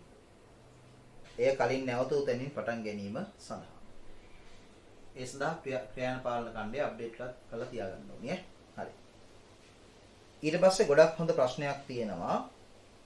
ඔය පළවෙනි වතාවට තමයි පුතේ 2020 ඔක ආවේ. B කොටස. 2020 B කොටස. බලන්න එකේ කියනවා මෙන්න මෙහෙම. ඩිස්ක් එක එක් කාණ්ඩයක ඒ කියන්නේ බ්ලොක් විශාලත්වය කිලෝබයිට් 4යිලු. ඩිස්ක් එකක් ඇතුළේ දැන් අපි කෑලි කැඩෙනවා කියලා අපි කතා කරා. ඒ කෑල්ලකට අපි කියනවා බ්ලොක් එකක් කියලා. එතකොට ඩිස්ක් එක එක් කාණ්ඩයක විශාලත්වය කිලෝබයිට් 4යි කියලා කියනවා. එම ඩිස්ක් එකේ ගොනු විභජන වගුවේ ඒ කියන්නේ අපි දන්නවා ඩිස්ක් එකක ඔය ගොනු කොටස් වොම තැම්පත් වෙනකොට ඒ ගොනු කොටස් පිළිබඳ විස්තරයක් වෙනම ඩිස්ක් එකේ තැනක ලියා ගන්නවා. අපි ඒකට කියනවා ෆයිල් ඇලොකේෂන් ටේබල් එක. ගොනු විභජන වගුව කියලා. වගුවේ කාණ්ඩ 300න් පටන් ගන්නන කොටසක. එතකොට ඒකේ කාණ්ඩ පටන් ගන්න බිඳුවෙන් එන්න පුළුවන්. බිඳුව 1 2 3 4 5 කියලා ගොනු විභජන වගුවේ කාණ්ඩ සම්බන්ධ විස්තරය ලියනකොට 300න් පටන් ගන්න කොටසක 300 301 302 කියලා 300න් පටන් ගන්න කොටසක తත්වය එක්තරා අවස්ථාවකදී පහත රූපයේ දැක්වේ. ඒ ගොනු විභජන වගේ තත්ත්වය දැක්වෙනවලු. in maximum.5 ගොනුවට .5 කියලා කියන Python ගොනුවක් නේ. අදාළ කාණ්ඩයේද ලබාගත හැකිය. හරි එතකොට මේ 300න් පටන් ගන්න කාණ්ඩය කොටසක කාණ්ඩ පිළිබඳ විස්තරය තමයි අපිට වගුවේ දෙන්නේ. ඒ විස්තරය තුලින් අපිට ගන්න පුළුවන්ලු maximum.5 ගොනුවට අදාළ කාණ්ඩයේද ලබාගත හැකිය. කියන්නේ maximum.5 කියලා කියන ෆයිල් එක ගබඩා වෙලා තියෙන කාණ්ඩත් මේ ටිකට අයිති කියන එක. අපිට වගුව දීලා එතන කියනවා සෑයෝ සැලකිය යුතුයි ගොනුවක අවසන් කාණ්ඩයේ ඍණයක මගින් දැක්වේ. යන්න අර ප්‍රසිද්ධ මතක් කරපු කාරණේ. නේ ඉස්සර මම බෝඩ් එකේ ඇඳලා පෙන්නුවේ. අර continuous allocation එකේ යනකොට යාබද විභජනයේ යනකොට ගොනුවේ අවසානයේ දැක්වෙන ක්‍රමයක් තියෙනවා කියලා ඍණයක දාලා. නේ ඒකට ඔපරේටින් සිස්ටම් එක පාවිච්චි කරන්න පුළුවන් ගැලපෙන ක්‍රමයක්. නමුත් බොහෝ විට පාවිච්චි කරන්නේ ඍණයක ඒක ඍජු ලෙස ප්‍රසිද්ධ උත්තරයක් විදිහට අපිට කිව්වා. එතකොට ඒකත් මේකේ දාලා තියෙනවා. ගොනුවක අවසන් කාණ්ඩයේ ඍණයක මගින් දැක්වේ. එතනින් ගොනුව ඉවරයි. ඒකත් කියලා තියෙනවා. එහෙම කියලා අපිට කියනවා මෙන්න මෙහෙම. එක මෙහෙයුම් පද්ධතියට maximum.5 ගොනුවට අදාළ කාණ්ඩ සොයා ගැනීමට ඉවහල් වන. දැන් මේ කියන මේ 300න් පටන් ගන්න කොටසට අයත් ගොනු කාණ්ඩවල තමයි maximum.5 කියලා කියන ගොනුවට අදාළ කරන ගොනු කොටසුත් ගබඩා වෙලා තියෙන්නේ. ඉතින් අපිට කියනවා ඔය කියන ෆයිල් එකට අදාළ කාණ්ඩ සොයා ගැනීමට ඉවහල් වන එම ගොනුවට අදාළ නාමාවලි තොරතුරෙහි directory entry ඇති වැදගත් අංකයක අගය ලියා දක්වන්න නැත්නම් අගය ලියන්න. ඔන්න ඔතනදී පුතේ පොඩි කාරණා ටිකක් ඔයගොල්ලොත් එක්ක මම කතා කරන්න ඕනේ මෙන්න මෙහෙම. මම පොඩි පැහැදිලි කිරීමක් කරන්නම්. දැන් ආපහු මේක මම කරන්නම්. මේ කාරණේ පොඩ්ඩක් ඔළුවට ගන්න.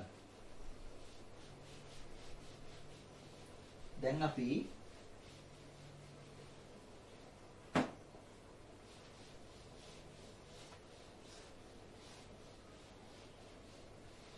ගොනු විභජන වගුවේ අවස්ථාවන්ට සාපේක්ෂව අපි හිතුවත් පුතේ මෙන්න මෙහෙම.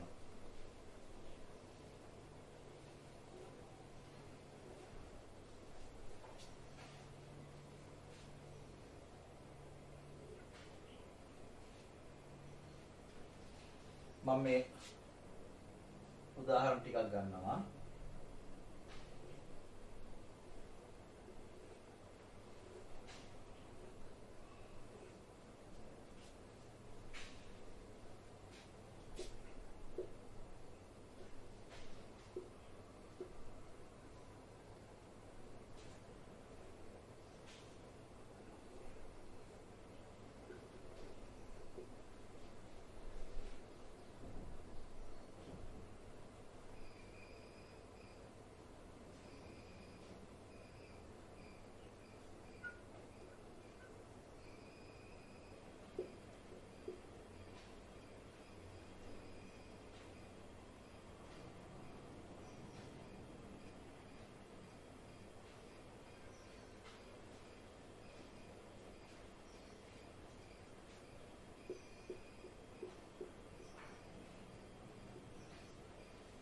හරි. එතකොට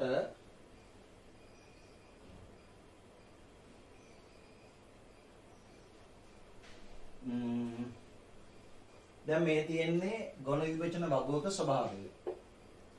ෆැට් එක ස්වභාවය ඊට වඩා කරුණු අඩුවෙන් තමයි විභාගයට අපිට දීලා තියෙන්නේ.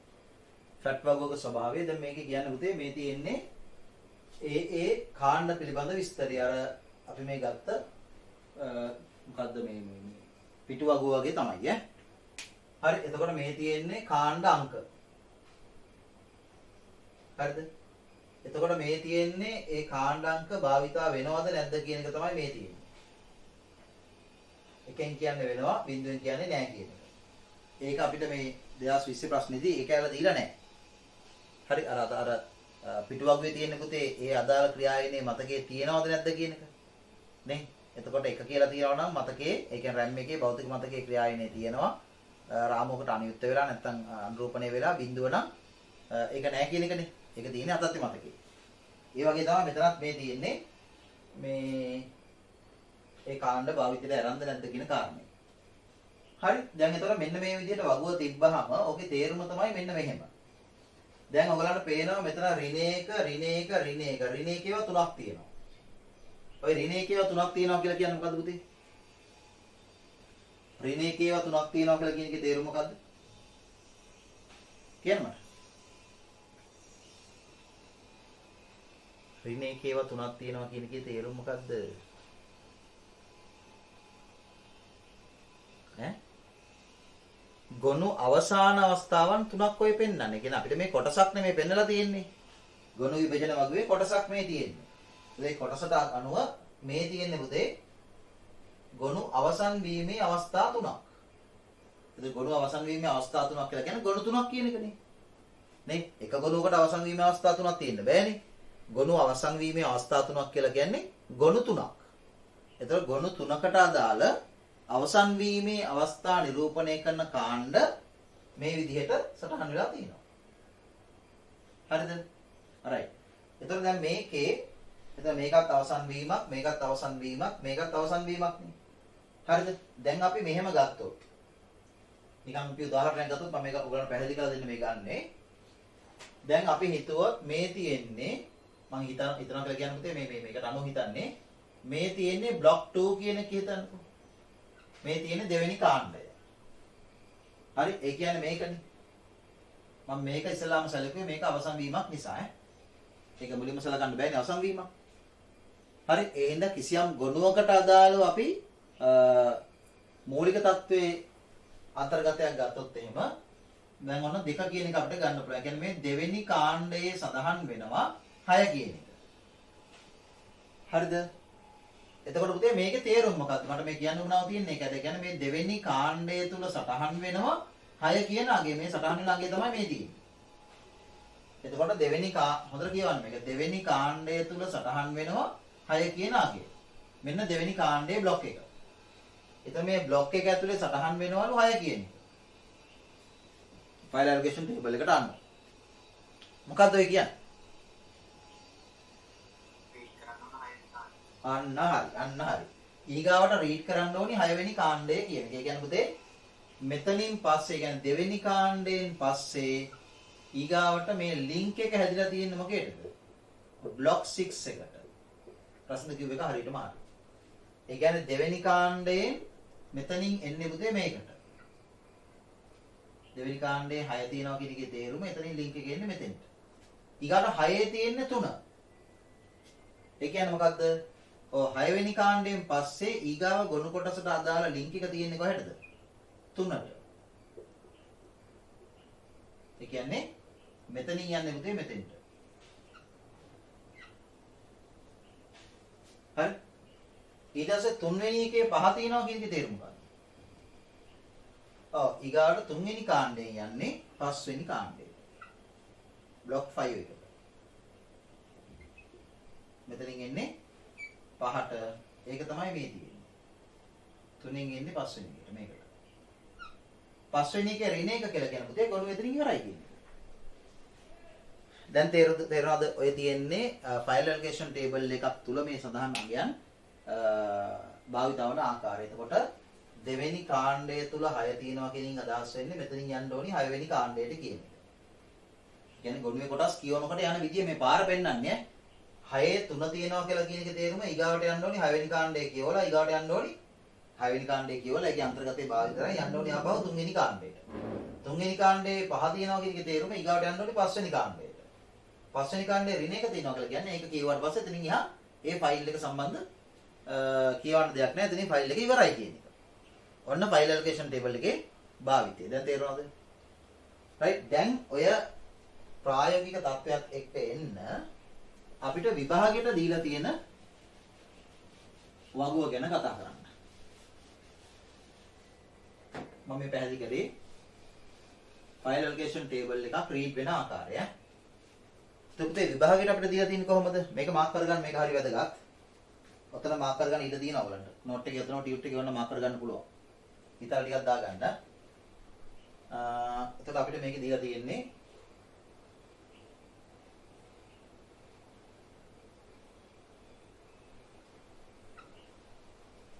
303 300 මේක හිස් 304 ඍණ 1 මෙතන 300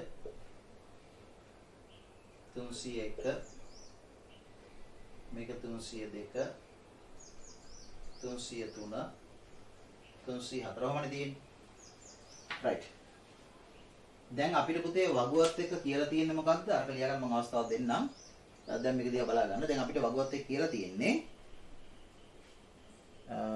මෙහෙයුම් පද්ධතියට දැන් මේ තියෙන්නේ 300න් පටන් ගන්න කාණ්ඩ වලට අයත් කොටසක්ලු තියෙන්නේ මේ 300 301 302 303 304 කියන කාණ්ඩ පහ මෙතන දීලා තියෙනවා ඒකේ 302 කියන කාණ්ඩය තුල කිසිම කාණ්ඩයකට යොමුවක් නැහැ අනිත් ටිකේ තියෙනවා හරි එතකොට මේක ෆයිල් එක අවසානයේ කියන එකත් අපි දන්නවා හරි එතකොට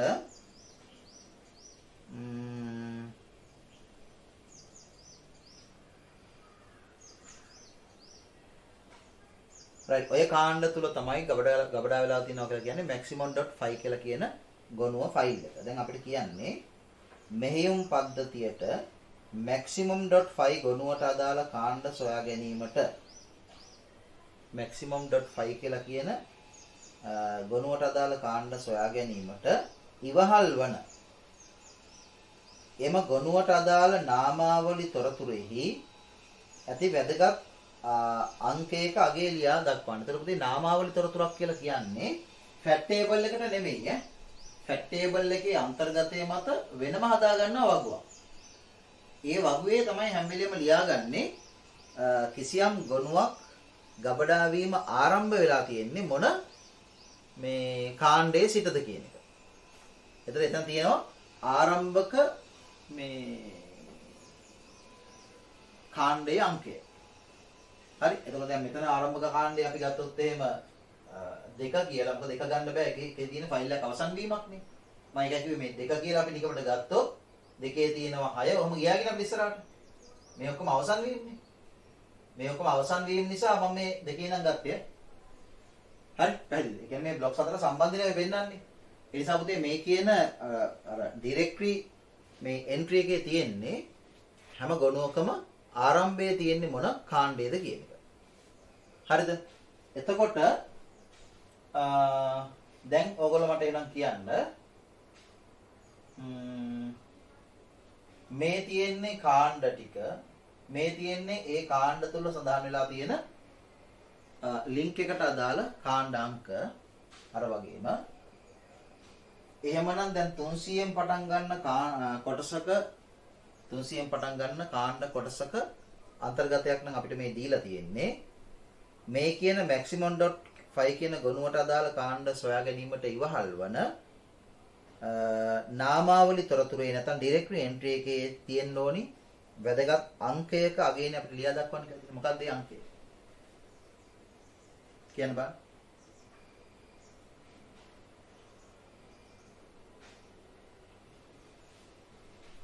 කො නිකමට ඔයගොල්ලෝ මට කියන්න දැන් මේ කියන විස්තරේ මත අහගන්න පුතේ හොඳට මේ කියන විස්තරේ මත maximum.5 කියලා කියන ගොනුව තැම්පත් වීම ආරම්භ වෙන්නේ කුමන කාණ්ඩයේ සිටද? ඒක අපිට වැදගත් වෙන්නේ. කියන්න. maximum.5 කියලා කියන ගොනුව තැම්පත් වීම ආරම්භ වෙන්නේ කුමන කාණ්ඩයේ සිටද? ප්‍රශ්නද? ඈ? ඒ 301 කාණ්ඩය කියන්නේ පුතේ? නෑ මම අහන්නේ උත්තරේ නෙමෙයි. ඔයා උත්තරේ පුතේ කිව්වේ? ඈ? හරි.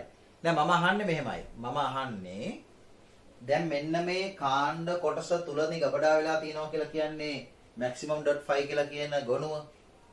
maximum.5 කියලා කියන ගොනුවේ ධාරිතාවය අපි හරියට දන්නේ නැහැ.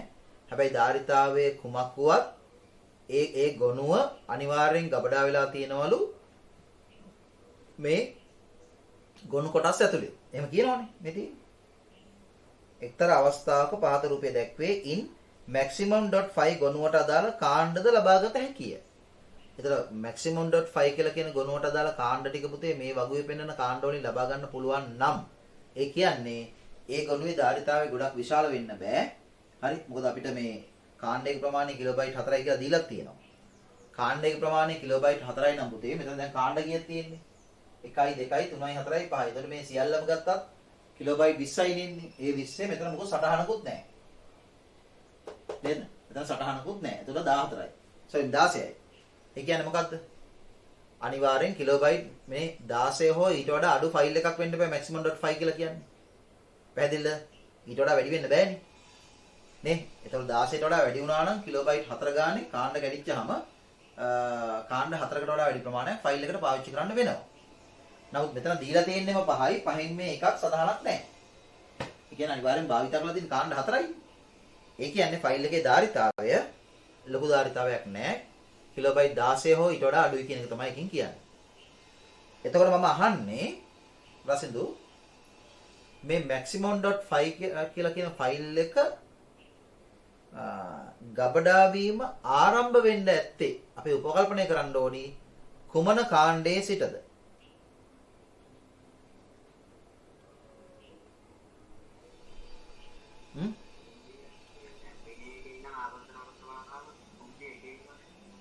එන්නේ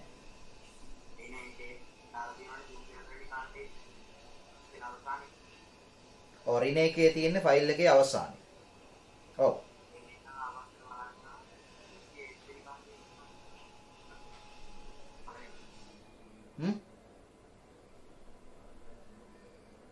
ඔව්. right. ඔව් දැන් අපි බලාගෙන ආවොත් මේ තියෙන ෆයිල් එකේ අවසානයේ. බොහොම හොඳයි. 304 වෙනි කාණ්ඩයේ තියෙනවා ෆයිල් එකේ අවසානයේ. හරි. right. එතකොට මෙතනින් තමයි අවසන් වෙන්න ඕනේ. එතකොට මෙතෙන්ට එන්නේ මෙතනින්. නේද? ඇයි? 304 තියෙන්නේ මෙතනනේ. මෙතනින් තමයි මෙතෙන්ට එන්නේ. නේ? එතකොට ඒ පැහැදිලිද? ඊගාවට මේක 303 සම්බන්ධ විස්තරය තියෙන්නේ මෙතන. එහෙනම් එතනින් තමයි මෙතෙන්ට එන්නේ. රසිදු හොඳ කාරණයක් මතු කරේ. හරි. ඊට පස්සේ 303 කියන එකේ තියෙන 300. එහෙනම් sorry. ඔව්. එතකොට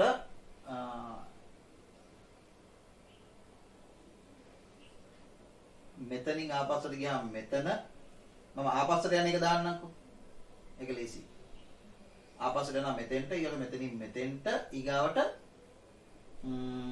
300 ඊගාට මෙතනින් මෙතෙන්ට. ඔතනින් වැඩි අවසන් වෙනවනේ රසිදු නේද? රසිදු? ඔව්. අනිත් අයට ඒක තේරුම් නැද්ද කියලා මට කියන්න. විශාල මදිද මොකක් හරි ප්‍රශ්නයක් තියෙනවද මම පොඩ්ඩක් zoom කරලා පෙන්නන්නම්. බලන්න.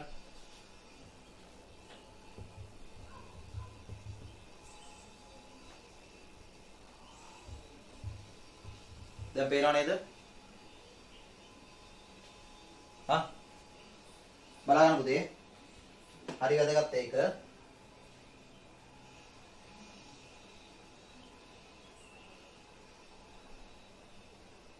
දැන් අපිට පුතේ මේකේ ආරම්භයට යන්න පුළුවන්. ඒ කියන්නේ හැම වෙලේම ඩිරෙක්ටරි එන්ට්‍රි එකේ දාන්නේ ගොනුවේ ආරම්භය. ඩිරෙක්ටරි එන්ට්‍රි එකේ දාන්නේ ගොනුවේ ආරම්භය. එතෙන් තමයි කියෝගෙන යන්නේ. ඉතින් ආරම්භය හොයාගන්න පුළුවන් අපිට අවසානයේ. කොහොමද ඒ? දැන් අපිට පැහැදිලිනේ මෙතන ගොනු අවසන් වීම ගොඩක් නැති නිසා හරි පැහැදිලි ඒක. හරි. මේක තමයි ගොනුවේ අවසානය. එතකොට මේ අවසානයේ ඍණයකනේ පුතේ මෙතනින් අවසන්. එතකොට ඒක තියෙන්නේ 304යි. එතකොට 304ට එන්න කියලා කියන්නේ මෙතනින් මේ. ඒ කියන්නේ 303 වෙනි කාණ්ඩයේ තමයි 304 තියෙන්නේ. එහෙනම් මේ 304 තියෙන අවසානයට එන්න කලින් 303 කියවන්න ඕනේ. ඒ කියන්නේ දැන් අපි අවසානයේ දැන් ආපස්සට ගියාම මෙතනින් යන්නේ මෙතෙන්ට. අපි ආපස්සට යන්නේ මේ. එතකොට 304 කියන එක තියෙන්නේ 303. එහෙනම් 303ට එන්න කියලා කියන්නේ මෙතනදී. හරි? එහෙනම් මෙතනින් ආපහු යන්නේ මෙතෙන්ට. මම නැත්නම් කියනවා ආපස්සට මේ යන්නේ. ඊගාට 303 කියන එක තියෙන්නේ 300. හරි? දැන් 303ට එන්න කියලා කිව්වේ මෙතන ඉන්නේ. එහෙනම් පැහැදිලිද? නේ? මෙතන අවසාන තියෙන 304 304ට එන්න නම් මේක මෙතන රීඩ් වෙන්න ඕනි. ඒ රීඩ් වුණාට පස්සේ තමයි මෙතෙන්ට එන්නේ. කියන්නේ 303 රීඩ් වෙන්න ඕනි. නේ? ඊගාට 303 රීඩ් වෙන්න නම් 300 රීඩ් කරලා ඉන්න ඕනි. 300 රීඩ් වෙන්න නම් 301 රීඩ් කරලා ඉන්න ඕනි. කියන්නේ මීට කලින් එන්න ඕනි මෙතන. එතන මේක තමයි පුතේ ආරම්භය. 301 තමයි ආරම්භය. ඒ කියන්නේ 301 කියන කාණ්ඩයේ තියෙනවා 300 පිළිබඳ විස්තරේ. 300ට ගියාම තියෙනවා 303 පිළිබඳ විස්තරේ. 303ට ගියාම තියෙනවා 304 පිළිබඳ විස්තරේ. 304ට ආපුවාම තියෙනවා ෆයිල් එක ඉවරයි කියන විස්තරය. එතකොට මේකේ අපිට හොයාගන්න තියෙන්නේ කොහොමද ආපස්සට යන්නේ? ආපස්සට යන්නේ කොහොමද? මේක අපි දන්නවනේ අවසානයේ කියලා. නේ? එතකොට මේක අවසානයේ තියෙන 304 නම් 304 තියෙන කාණ්ඩය මොකද්ද? 303. ඊගාට 303 තියෙන කාණ්ඩය මොකද්ද? 300. ඊගාට 300 තියෙන කාණ්ඩය මොකද්ද? 301. එහෙනම් මෙන්න මේක තමයි මොකක් වෙන්න ඕනේද? ඒක තමයි ඩිරෙක්ටරි එන්ට්‍රි එකේ තියෙන්න ඕනි. ඒ කියන්නේ නාමාවලි තොරතුරුවේ තියෙන්න ඕනි අංකය. તો 301ට ආපුවාම එතනින් එහා ගියයි. එහෙනම් අපිට තේරෙනවා මේ ෆයිල් එකේ අන්තර්ගතය කියන්නේ ෆයිල් එකේ අන්තර්ගතයේ ආරම්භය තියෙන 301. ඒකේ තමයි ෆයිල් එකේ ආරම්භය තියෙන්නේ. ඒක තුල තියෙනවා ඊගාට 300ට යන්න කියලා. ඒකේ තියෙනවා 303ට යන්න කියලා. හරි? ඒකේ තියෙනවා 304ට යන්න කියලා. හතරේදී ෆයිල් එක අවසන් වෙනවා. තේරුණා නේද? කියන්නේ ළමයි තේරුණාද නැද්ද කියන්නකෝ.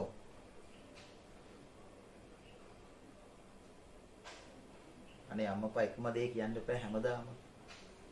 සෝදි මේක තේරුණාද? කතා කරන්න බෑ වුණාට නේද? පොඩි කාලේ නම් අහනවනේ කටේ පිට්ටුද කියලා නේ.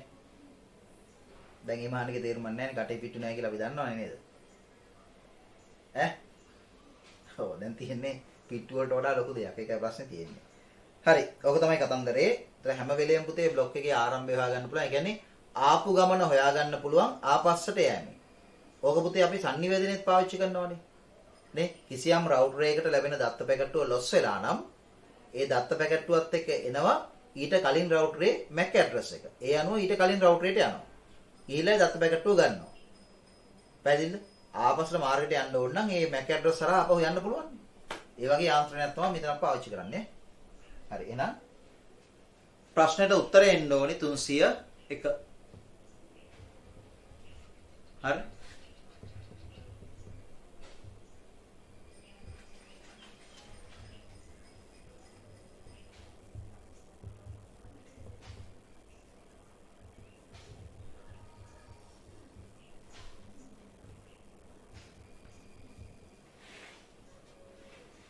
හරි නේද? right. දැන් ඒ කාරණේ හරි ඈ.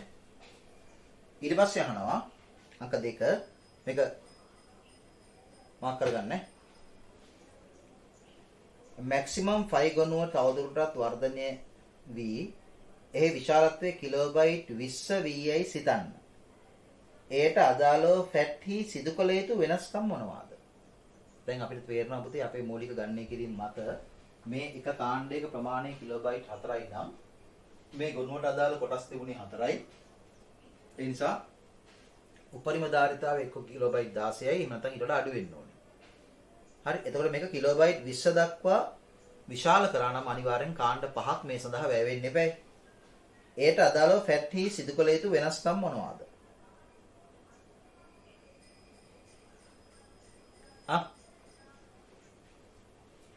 දැන් එතකොට මේ ගොනුව විශාල කරපුවාම පුතේ maximum.5 කියලා කියන ගොනුවට අයත් තවත් කාණ්ඩයක් අනිවාර්යයෙන්ම එනවා.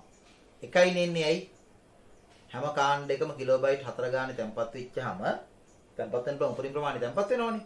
4 ගානේ තැම්පත් වෙච්චාම 4කට 16 එහෙනම් 5 වෙනි කාණ්ඩයක් අවශ්‍යයි. දැන් 5 වෙනි කාණ්ඩයක් විදිහට අපිට ගන්නවා නම් මෙතන හිතන්න පුළුවන් මෙයා මේ 302 වෙනි කාණ්ඩය.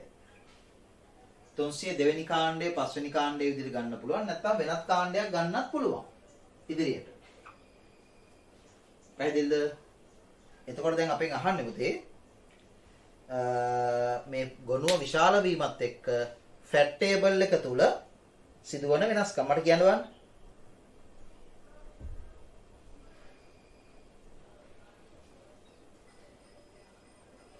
ෆැට් ටේබල් එකට අදාළව මොකද්ද වෙන්න ඕනේ?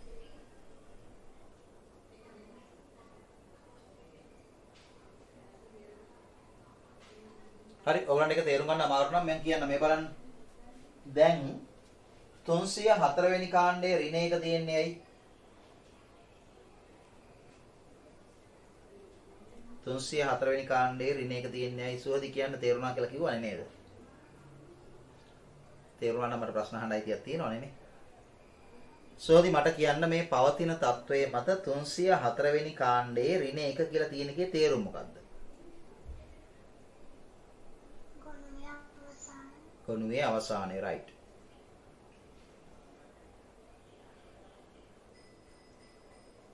හරි. එතකොට ගොනුවේ අවසානයේ නම් මේ ඍණ එක කියලා තියෙන්නේ.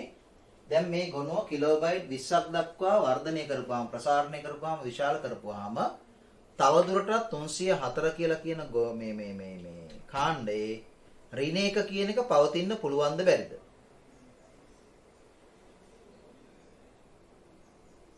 සෝදි මට කියන්න. ඇයි බැරි?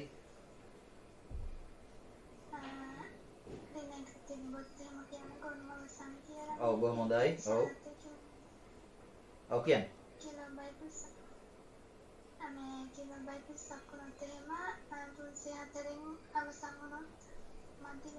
ඔව් 304න් අවසන් කියන්නේ 304 තියෙන ඍණ එක කියන එකෙන් අදහස් වෙන්නේ 304 වෙනි කියන කාණ්ඩයේ අන්තර්ගතයෙන් ගොනුව අවසන් කියන එක. නමුත් කිලෝබයිට් 20ක් දක්වා මේ ගොනුව විශාල කරපුවාම ඒක වෙන්න බෑ. ඒ කියන්නේ තව කාණ්ඩයකට මේ ගොනුවේ අන්තර්ගතයක් ගෙනියන්න එපා. එහෙනම් අනිවාර්යයෙන් මෙතන සිදුවෙන්න ඕනි වෙනසක් තමයි මොකද්ද? 304 වෙනි කාණ්ඩයට අයත් අගය ඍණ එක අයින් වෙන්න ඕනි. අන්න ඒක අපිට යන්න ඕනි. නේ? එතකොට 304 වෙනි කාණ්ඩයේ ඇතුළත් අගය ඍණ එක වෙනුවට ඒ කියන්නේ ඍණ එක අයින් වෙන්න ඕනේ 304න්. 304න් ඍණ එක අයින් වුණාට පස්සේ ඒ ඍණ එක යන්න ඕනි කොහාටද?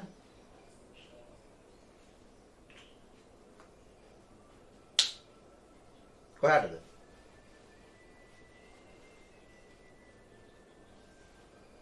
කියන්නේ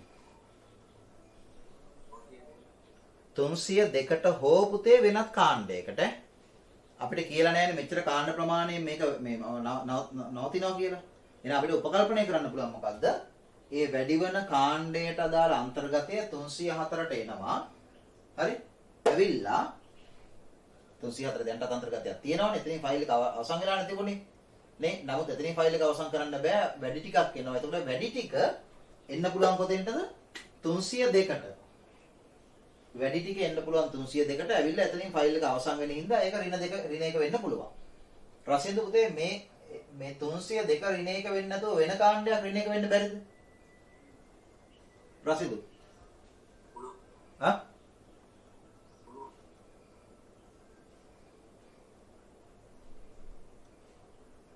පුළුවන්. ඒ නිසා පුතේ අපේ උත්තරේ සාධාරණව එහෙම ලියන්න ඕනේ ඈ.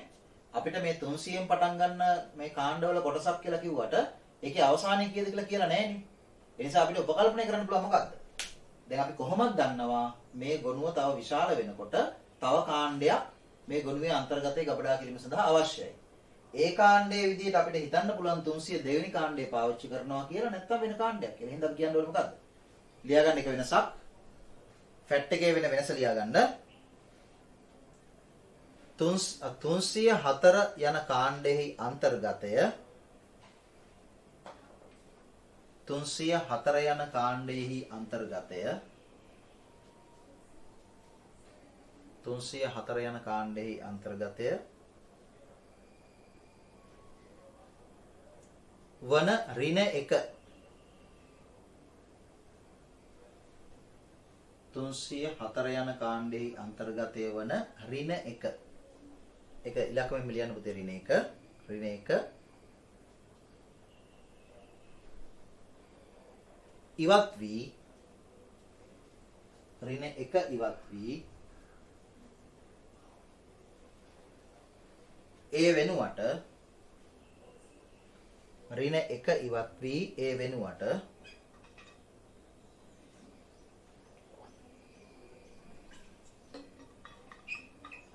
ඍණ එක ඉවත් වී ඒ වෙනුවට 302 යන කාණ්ඩ අංකය හෝ ඒ කියන්නේ පුතේ මෙතෙන්ට එන්න පුළුවන් 302. ඒ කියන්නේ මෙතන 302. ඒ කියන්නේ මෙතෙන්ට යන්න කියන එක නේ කියන්නේ.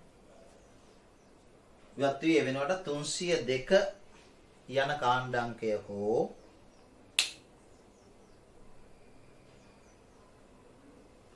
යන කාණ්ඩාංකය හෝ වෙනත් කාණ්ඩ අංකයක් ඒ වෙනත් කියලා කිව්වහම මේ ඉස්සරහ මොකක් හරි ඒක අපිට කියන්න බෑ. අපිට හැබැයි හිතන්න පුළුවන් 302ට එයි කියලා. වෙනත් කාණ්ඩාංකයක් ඇතුළත් වෙයි. වෙනත් කාණ්ඩාංකයක් ඇතුළත් වෙයි. ඔන්න එක වෙනසක්. මොකද්ද? 304 කියන කාණ්ඩාංකය තුල තියෙන ඍණ එක ඉවත් වෙලා ඒ වෙනුවට 302 කියන කාණ්ඩාංකය හෝ වෙනත් කාණ්ඩාංකයක් ඇතුළත් වෙනවා. ඊගාවට ගොනුවේ අවසාන කොටස තැම්පත් වෙනවා. ඒ වගේම ඊගාට ඍණ එක කියන එක එන්න බෑ කොහෙට හරි. එහෙනම් ඒකෙන්න පුළුවන් 302ට හෝ අර කියන වෙනත් කාණ්ඩයට. රයිට්? ඊගාව කාරණේ ලියන්න. එසේම තව වෙනසක් මම කියන්නේ එසේම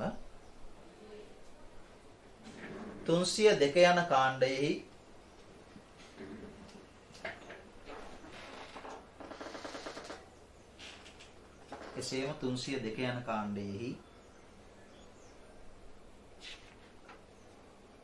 එසේම 302 යන කාණ්ඩයෙහි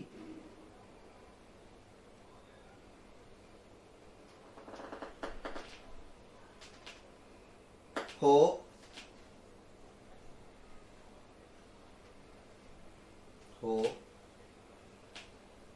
ඉහත සඳහන් වෙනත් කාණ්ඩයෙහි උඩදී අපි කියවනේ වෙනත් කාණ්ඩයකට එන්න පුළුවන් කියලා 302 කියලා. 302 නෙමෙයි.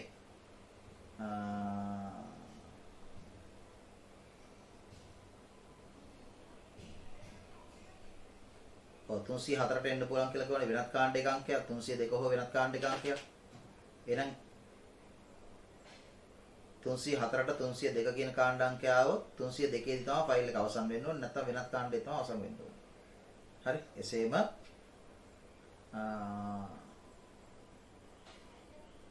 මට කිව්ව උත්තරේ කියන්න පුතේ අපෝ. සෝහද උත්තරේ කියන්න මම කිව්වේ එක. මොලේ දන්නවද සර්? නෑ දෙවෙනි කාරණේ කියන්නේ එසේම 302 යන කාණ්ඩයේ හෝ ඉහත සඳහන් වෙනත් කාණ්ඩයකදී එසේම 302 යන කාණ්ඩයෙහි හෝ ඉහත සඳහන් වෙනත් කාණ්ඩයෙහි අගය ඍණ එක බවට පත් වේ. අගය ඍණ එක බවට පත් වේ.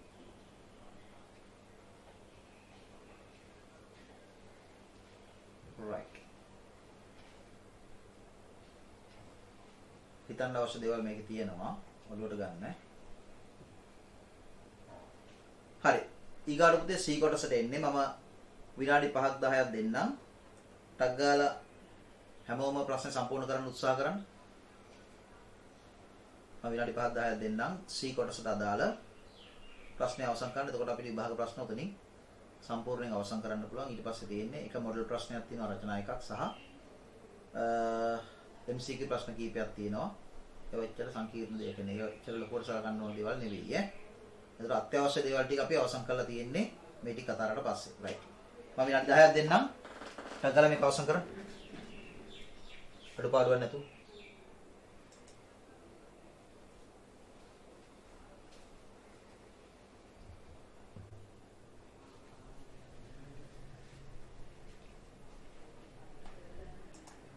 හරිද හැදුවද? රයිට් බලමු අපි. බලන්න මේ C කොටස ගණන් හදන කොටස මොකද ඒ කියන්නේ? බිඳුවේ සිට 64k දක්වා 64k කියලා කියන පුතේ කිලෝබයිට් 64 කියන එක බිඳුවේ සිට 64k දක්වා බිටු 16ක දිගින් යුතු අතත්‍ය යොමු භාවිතා කළ හැකි පරිගණකයක් අප සතුයයි උපකල්පනය කරන්න. එතකොට අපිට ඒ පරිගණකයේ ස්වභාවය සම්බන්ධව කියනවා. නේද? ඔව් එතකොට අතත්්‍ය මතක ලිපිනයේ දිග කිලෝබයිට් 64යි කියලා කියනවා. sorry. දිග බිටු 16යි කියලා කියනවා. එතකොට ඔයගලන්ට එතනත් හිතා ගන්න පුළුවන් පුතේ. බිටු 16ක් අතත්්‍ය මතක ලිපිනයේ තියෙනවා නම් නේ ලිපින හදන්න පුළුවන් 2 වෙනි බලයක්. ලිපින හදන්න පුළුවන් 2 වෙනි බලයක් නේ. ලිපිනයක දිග බිටු 16යි නම් ලිපින හදන්න පුළුවන් පුතේ 2 වෙනි බලයක්. එතකොට 2 වෙනි බලය කියලා කියන්නේ 65536යි. එතකොට පරිගණකයේ බයිට යොමුගතයි කියලා ගත්තාම 65536 කියලා කියන්නේ බයිට් නේ. එතකොට ලිපින 65536 කියලා කියන්නේ බයිට්ස් දිනවා 65536. ඒක කිලෝබයිට් කරන්න නම් 65536 බෙදන්න ඕනේ 1024යි. බෙදුවට පස්සේ එන්නේ කීයද? ඔව් 64ක් එනවා හරියටම. ඒක කිලෝබයිට් 64යි කියන එක ප්‍රායෝගිකයි ඈ. අතත් මතකයේ ප්‍රමාණය. right. ඊට පස්සේ බලමු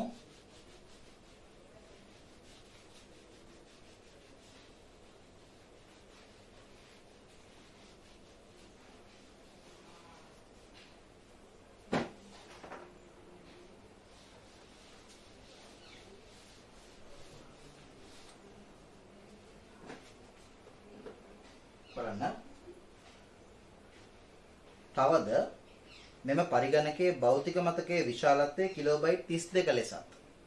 කිලෝබයිට් 32 ඇලු භෞතික මතකයේ විශාලත්වය ලෙසත් පිටුවක විශාලත්වය කිලෝබයිට් 4 ලෙසත් සලකන්න.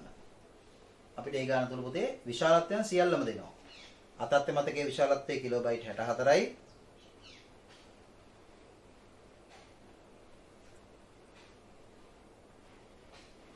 භෞතික මතකයේ කිලෝබයිට් 32යි සහ පිටුවක ප්‍රමාණය කිලෝබයිට් 4යි කියනවා. ඊට පස්සේ අපිට කියනවා පළවෙනි කොටස C එකේ පළවෙනි කොටස. මොකක්ද ඒක කියන්නේ? ඉහත බිටු 16හි අතත්්‍ය යොමුව පිළිවෙලින් පිටු අංකය දක්වන බිටු වලින් හා නෙරුව කියලා කියන පුතේ ඔෆ්සෙට් එක. ඒ කියන්නේ අනුලම්බය කියන එක දක්වන බිටු වලින් සමන්විත වේ. ඒක කෙලින්ම අපිට තියරිය වාක්‍යයක් විදිහට දෙනවා ඈ. ඒ කියන්නේ දැන් අපි දන්නවා අතත්්‍ය මතක ලිපිනයක මුල කොටස පිටු අංකය දෙවෙනි කොටස අනුලම්බය. ඒකට තමයි මේ දාලා තියෙන්නේ නෙරුව කියන වචනේ. ඒකට ඔෆ්සෙට් කියලා ඉංග්‍රීසියෙන් දීලා තිනවා. ඔෆ්සෙට් කියන වචනේ අපි නෝට් එකේ කතා කරා. පිටු වලින් සමන්විත වේ. මෙම පරිගණකයේ පිටු අංකය ගබඩා කිරීමට යොමුවේ කොපමණ බිටු ගණනක් අවශ්‍ය වේද? පිටු අංකය ගබඩා කරන්න කොච්චර බිටු ගාණක් ඕනිද? කවුරු උත්තරේ මට කියන්න? හිරුණී උත්තරේ ගත්තද ඔයා?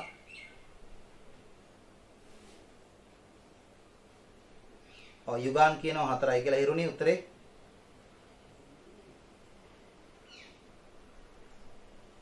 කො?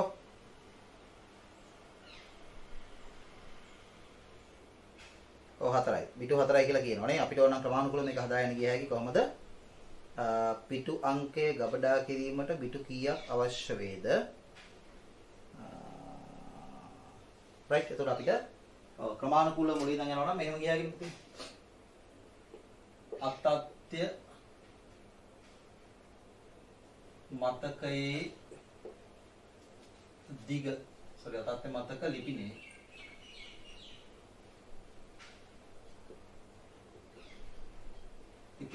දිග සමානයි 16යි බිට්ස් එබැවින්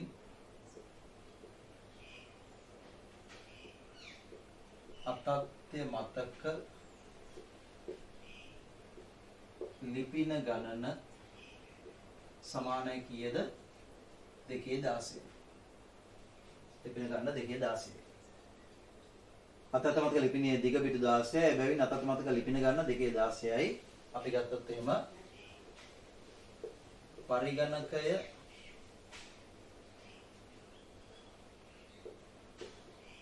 බයිට යොමුගත බැවින් බයිට යොමුගතයි කියලා මේක දීලා නැහැ නේද පුතේ?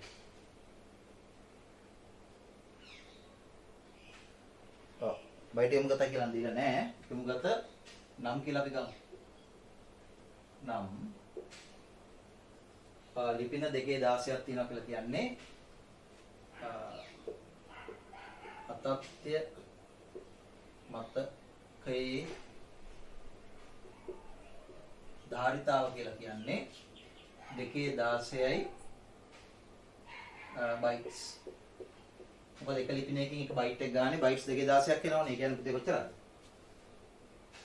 හා එතකොට මෙතන එනවා 2:16 කියලා කියන්නේ 65536යි. මේක 1024න් බෙදපුවාම එනවා කිලෝබයිට් ගාන. එතකොට මෙතන 1යි මේකට එනවා හරියටම 64ක් සමානයි 64යි KB ගණන් හොඳට බලන්න. එහෙනම් පුතේ අතත්ය මතකයේ ධාරිතාව කිලෝබයිට් 64 නම් පිටුවක ප්‍රමාණය අපිට දීලා තියෙනවා.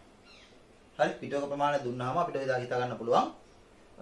එහෙනම් පිටු කීයක් මේ තියෙනවද? නේ? ඒතර මෙතන අපිට දීලා තිනවා පිටුවක ප්‍රමාණය සමානයි 4යි KB. එම නිසා පිටු ගණන සමානයි 64 බෙදෙනවා 4ෙන්. එතකොට මේකට 1යි 16යි පිටු ගාන 16යි. හරි. එතකොට පිටු ගාන 16ක් වෙන්නම් පිටු අංකයේ පිටු ගාන 4ක් වෙන්න ඕනේ. නේ? අපි මේක ලියන්න ඕනි. පිටු අංකයේ පිටු ගණන x නම් දෙකේ x සමානයි 16යි. කියන්නේ දෙකේ x සමානයි දෙකේ 4. එම නිසා x සමානයි 4යි. x සමානයි 4. උත්තරේ එතකොට එන්නේ මොකද්ද? අපි ගහන්නේ පිටු ගණනනේ. පිටු අංකේ ගබඩා කිරීමට යොමුවේ කොපමණ පිටු ගණනක් අවශ්‍ය වේද? නේ? එතකොට x සමානයි 4යි. උත්තරේ හරි. ඔන්න පළවෙනි කොටස. right. දෙවෙනි කොටස තියෙනවා පුතේ මොකද්ද? අර වගේ කතන්දරයක් මේකේ දෙනවා. මොකද්ද? විශාලත්වය 32යි KB වූ ක්‍රමලේඛයක් පරිශීලකයෙකු විසින් මෙම පරිගණකයේ ධාවනය කරයි. එක්තරා අවස්ථාවකදී එම ක්‍රියායනයේ පිටුවගුවේ තෝරාගත් ශේෂ්ත්‍ර කිහිපයක් අර 2019 ප්‍රශ්නේ වගේමයි තෝරාගත් ශේෂ්ත්‍ර කිහිපයක් පහත පරිදි වේ. කියලා පුතේ පිටු අංක දෙනවා 0 ඉඳන් 7 දක්වා. රාමු අංකයේ ගැලපෙන එක දෙනවා. ඒ පිටුව මේ වෙලාවේ රාමුවකට අනියුක්ත වෙලා තියෙනවද නැද්ද? ඒ කියන්නේ ෆිසිකල් මෙමරි එකේ භෞතික මතකයේ තියෙනවද නැද්ද කියන එක සටහන් වෙනවා. සැලකිය යුතුයි කියලා මේකේ කියනවා රාමු අංකයේ ද්විමේය ලෙස දක්වා ඇත. රාමු අංකයේ පෙන්වනවා ද්විමේය ආකාරයෙන්. ඊගාට බිඳුව පිටුවේ අතත්ය යමු. අර වගේම කියනවා පුතේ බිඳුවේ ඉඳන් 4095 දක්වාලු. පළවෙනි පිටුවේ අතත්ය යමු 4090 ඉඳන් 8191 දක්වාලු. ওই විදිහට කියනවා. කියලා ඊට පස්සේ කියනවා ඇතනැත පිටුව එම පේළියේ වළංගු බව දක්වයි. පිටුව 1 නම් ඇතුළත් කරන ලද්දෑ වළංගු වන අතර භාවිතයට ගත හැකිය. පිටුව බිඳුව නම් අදාළ අතත්ය පිටුව භෞතික මතකයේ නැත. ඒ කියන්නේ පිටුව RAM එකේ තියනවද නැද්ද කියන එක තමයි බිඳුව එකෙන් කියන්නේ. ඒ ටික අපි කතා කරා. දැන් අපිට කියනවා මෙන්න මෙහෙම දෙයක්. මෙම ක්‍රියායනයේ ලිපිනයක් දෙන පුතේ මොකද්ද? 0.01 ඊගාට 0.4යි 0.1 අතත්ය යමුව මේ තියෙන පුතේ අතත්ය යමුව මෙන්න මේ කියන අතත්ය යමුව අවශ්‍යයි සිතන්න. ඒ කියන්නේ මේ තියෙන්නේ එක අතත්ය මතක අවකාශයක ලිපිනයක් නෙමෙයි ඒක අතත්ය යමුවක්. අතත්ය මතක අවකාශයක ලිපිනයක් තමයි මේ දීලා තියෙන්නේ. පිටු 16 තියෙනවනේ. හරි? ඊට පස්සේ අපිට කියනවා මොකද්ද? යමුව අවශ්‍යයි සිතන්න ඉහත අතත්ය යමුව ඊට පස්සේ අපිට දෙනවා භෞතික ලිපිනයක්. භෞතික යමුව. මොකද්ද? 1.1 බිඳුවයි 0.4යි 0.4යි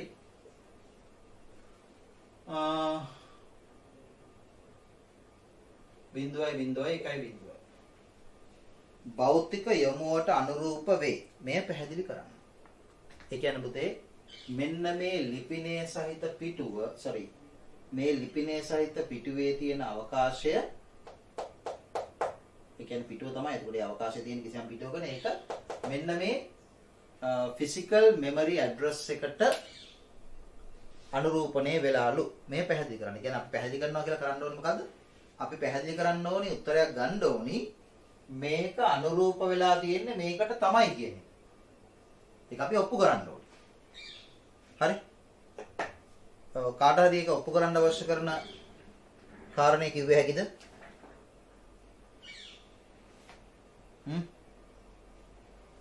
කියන්නද?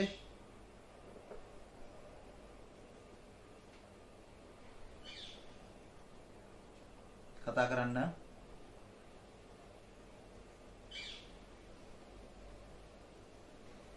හොයි ඉතින් කවුරුද කියන්නේ? රසින්ද කියන්න මට උත්තරේ?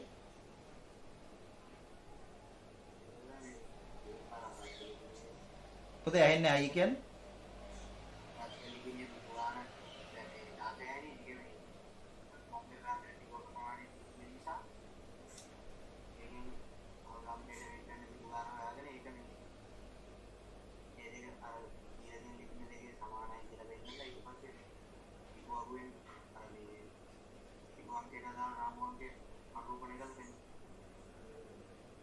මෙහෙමයි කියලා.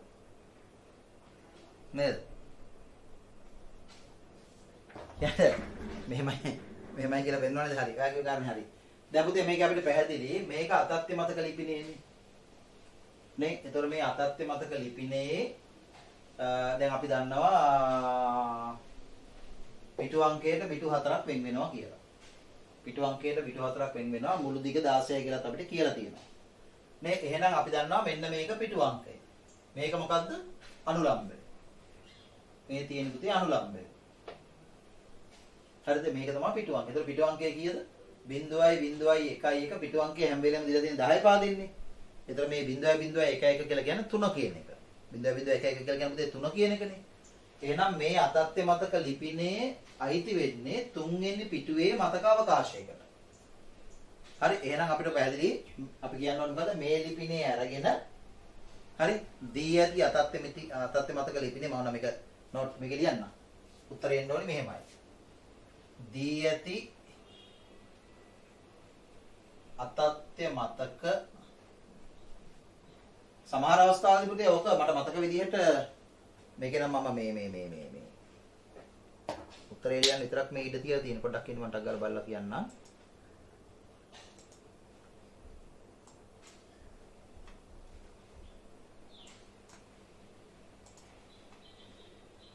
මේ ස්ට්‍රක්චර්ඩ් වල සමහරලාට උතේ ප්‍රශ්න අහපුවාම අපි උත්තරේ විතරක් ලිව්වත් හරි ඈ බලමු අපි මම අර නෝට් එක ප්‍රශ්න ටික හදනකොට අර ඉඩ බැලන්ස් කරන්න මම සමහරට ඉඩ අයින් කරනවා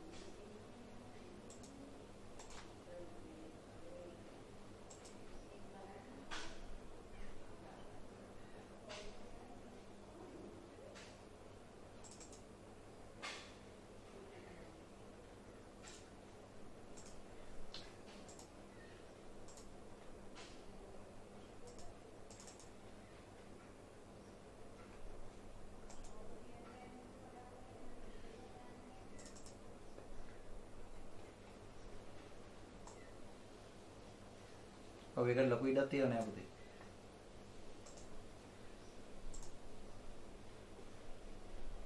මේ තියෙන පේපර් එක අනුව නම් ලොකු ඉඩක් වෙන් කරලා නෑ. හරි. එතකොට ඔයගලන්ට කොලේක හරි මොකේක හරි හරලා පණිපේ ලියන්නම් තියෙන ඒක විස්තර ලියන්න බෑනේ. හරි. එතන උත්තරේ විතරක් ලියන්න පුළුවන්. නැත්නම් එතන ඉඩ තියලා තිබුණොත් ඔයගොල්ලෝ හදලා පෙන්නන්න ඕනේ. දැන් මේකෙත් කියලා නෑ පුතේ. ගන්නේ කිරීම පැහැදිලි කරන්න නෙමුකුත් නෑ. හරි. උත්තරේ ලියන්න පොඩි ඉඩක් තියලා තියෙන්නේ. එහෙනම් එහෙම ලියන්න පුළුවන්. නමුත් දැන් මෙතන ඔයගොල්ලෝ කරන්නේ ඉගෙන ගන්න එක නිසා හරියට මේක තේරුම් ගන්න ඕනේ. මොකද්ද? මේක පුතේ අර 19 ප්‍රශ්න තරම් හිතන්න දෙයක් නෑ මේ. දී ඇති අතත්ත මතක ලිපිනය සලකමු. මේක ගත්තා. මම මේ ඔයගලන්ට මේක හිතන විදිය කියන්නේ මේ තියෙන 0.01 0.4යි 0.4යි 0.1 දැන් අපිට හිතන්න දෙයක් නැහැ පුතේ. ඒගොල්ලොම කියනවා මේක අනුරූපණ වෙලා තියෙනවා කියලා මේකට. එහෙනම් අනිවාර්යයෙන් මොකද්ද? මේ තියෙන්නේ අතත්ත්‍ය මතක ලිපිනයක්, මේ තියෙන්නේ භෞතික මතක ලිපිනයක්. මේ දෙකේම අනුලම්බය සමානයි විදිහ. මේ කොටස සමාන වෙන්න ඕනිය. ඒක හරියන්නේ සමානයි නේ. ඒ ගැන හිතන්න දෙයක් නැහැ. ඒතර මේ අතත්ත්‍ය මතකයේ අනුලම්බයම තමයි මේ භෞතික මතක ලිපිනයේත් අනුලම්බය වෙන්නේ. ඒතර අපිට අලුතෙන් එන්නේ මේ කෑල්ල විතරයි. ඒ කෑල්ල හොයාගන්නවා පිටු අංකය අනුරූප වෙලා තියෙන රාමු අංකය. ඒතර අපි කියනවා අතත්ත්‍ය මතක ලිපිනය සලකමු. ඒතර ඔයගොල්ලන් ලිව්ව හැකි මේ තියෙන්නේ පිටු අංකය. ඒක බය නැතුව ලිව්ව හැකි ඇයි? පිටු අංකයේද පිටු 4යි කියලා අපිට කියලා තියෙනවා. නේ? ඒ වගේම මුල් ලිපිනයේ 16යි කියලාත් අපිට කියලා තියෙනවා. එහෙනම් අපිට ප්‍රශ්නයක් නැහැ. මේ 12 අනුලම්බය. හරි? අපි කියනවා දී ඇති අතත් මතක ලිපිනයේ සලකමු. ඔන්න ඒක මේ අනුව පිටු අංකය කීයද? 1 1 කියන්නේ 3යි. 3 වේ. පිටු අංකය 3නේ. 1 1 කියන්නේ 3යිනේ. තුන්වෙනි පිටු අංකයට අනුරූප රාමු අංකයේ තියෙන 1 1 බිඳුව. හරි? 3 වේ. ඊගාට කියනවා පිටු වගුවට අනුව තුන්වන පිටුවට අනුරූපණය වන රාමු අංකය 1 1 බිඳුව වන බැවින්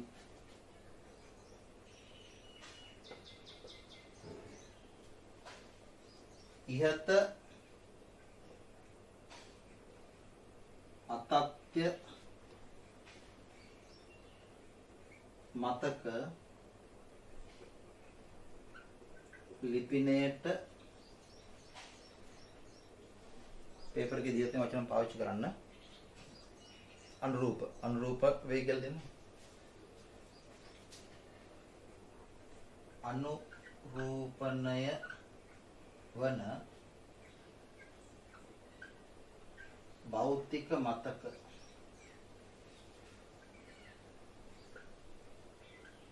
ලිපිනය ලෙස මොකද ගන්න පුළුවන්? ඔව් මෙතනින් අනුලම්බය ගත්තා මේ තියෙන්නේ රාමු අංකය. එතකොට ඉස්සලා වෙනවා 1 1 බිඳුව මේ තියෙන්නේ ඒක ලියන්න රාමු අංකය කියලා.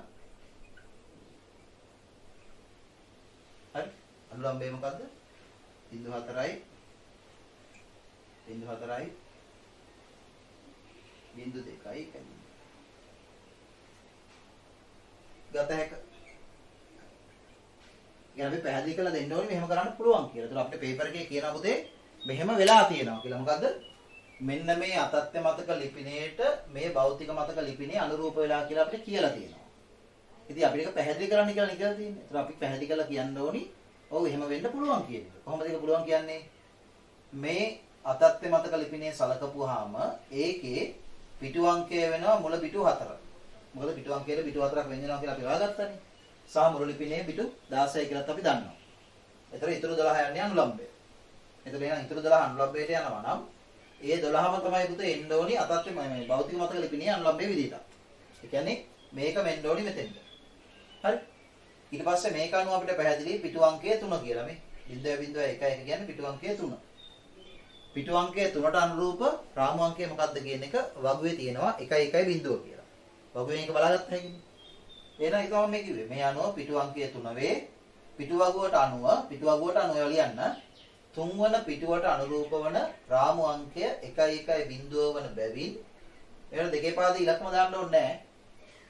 ඉහත අතත්ත්ව මතක ලිපිණයට අනුරූප වන භෞතික මත ලිපිණයේ ලෙස කියලා මේ රාමු අංකය ඉස්සරහට එනවා. මේ අනුලම්බ ඊට පස්සේ එනවා. ගත හැක කොච්චරයි. හරි? ඉතින් පැහැදිලි ඈ. ටග් ගාලා එක මාක් කරගන්න පුතේ. පොඩ්ඩක් මාක් කරගන්න.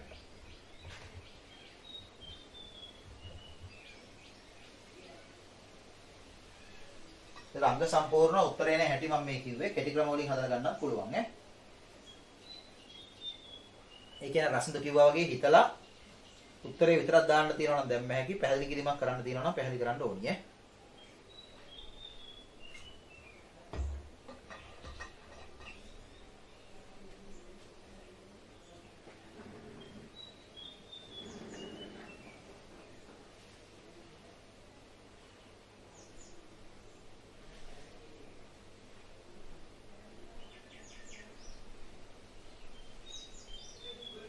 ඔක මාක් කරලා අතරේ අපි දෙවෙනි අවසාන එකට එමු.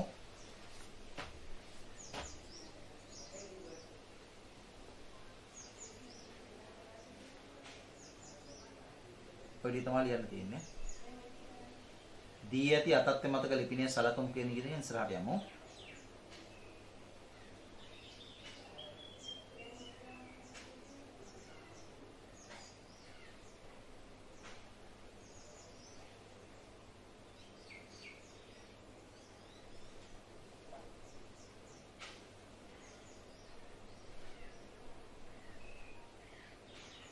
හරි අපි එමු පුතේ තුන්වෙනි කොටසට අවසාන කොටසට.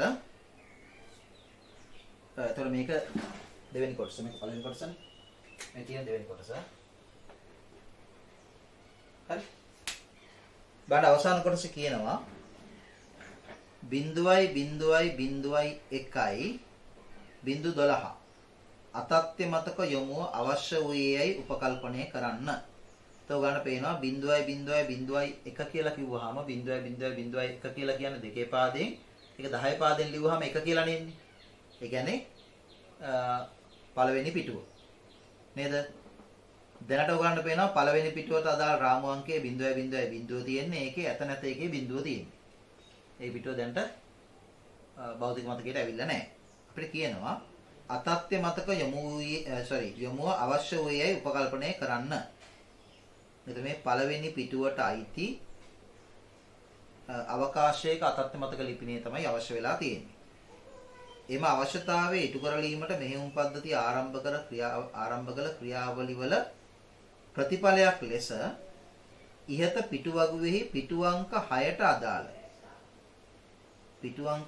අදාළ ඇත නැත පිටුව එකේ සිට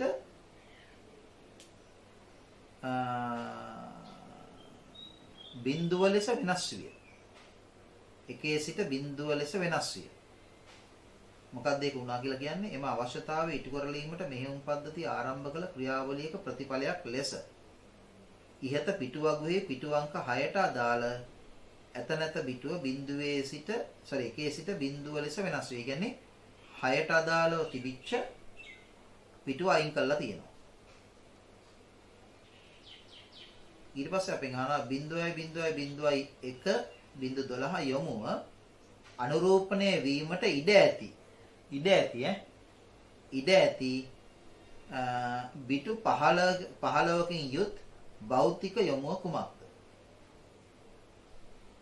හරි. එතන මේ කියන විදිහ අනුව දැනට නම් ඔයගලන්ට පේනවා මේකේ 0.0.1 කියලා කියන පිටුව පළවෙනි පිටුව ඒක අනුරූප වෙලා තියෙන්නේ 0.0.0 කියන රාමු අංකයට 0.3යි රාමු අංකය. නමුත් ඒක මෙමරියේ නෑ. හරි. ඊගාවට 6 වෙනි පිටුවට අදාළව රාමු අංකය තියෙන 1.1.1 ඊට අදාළ පිටුව මෙමරි එකේ තියෙනවා. ඒ කියන්නේ දැන් ඒක 6 වෙනි පිටුවට අදාළ මේ අන්තර්ගතය දැනට මෙමරි එකේ තියෙනවා. හැබැයි ඔය කියන ක්‍රියාත්මක කරනකොට ඒ ක්‍රියාවලියේ ප්‍රතිඵලයක් ලෙස අර 6 තිබිච්ච එක කියන එක බිඳුව වුණා. 6 තියෙන එක බිඳුව වුණා කියලා කියන පුතේ 6 දැනට තියෙන පිටුව අයින් කරා කියන එක. දැන්ට තියෙන පිටුව අයින් කරලා වෙන පිටුවක් එතන අනුරූපණය වෙන්න පුළුවන්. ඒක තමයි ආපෙන් අහන්නේ. යොමුව අනුරූපණය වීමට ඉඩ ඇති පිටු 15කින් යුත් භෞතික යොමුව කුමක්ද? රයිට්. රසින්දු කොහමද ඒක උත්තරේට ආවේ? රසින්දු හයිය කියන උතේ හයිය කියන ළඟට වෙලා ගියා.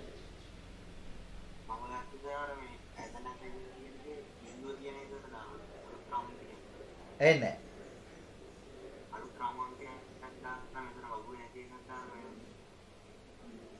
වගුවේ නැති එකක් ගන්න බෑ පුතේ අපිට.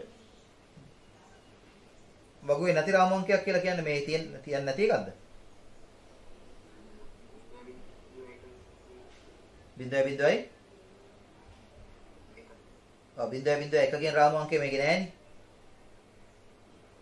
නේද? ඔව්. නේද?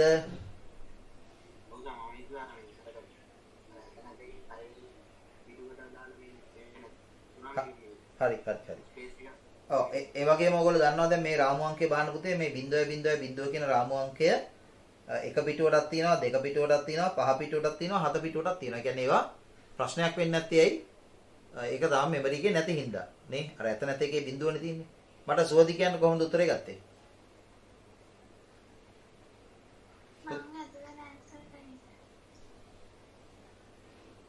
අකිල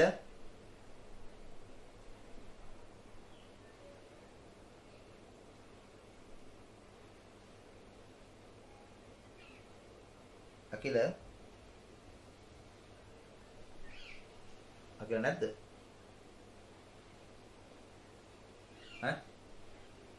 රයිට්. මේකේ පුතේ කතා කරන්න ලොකු දෙයක් නැහැ. අතන අපිට මේ 2020 ප්‍රශ්නේ එහෙම ගණන් හදනවා වගේ නැත්නම් 19 තරම් සංකීර්ණතාවයක් ඇත්තටම නැහැ.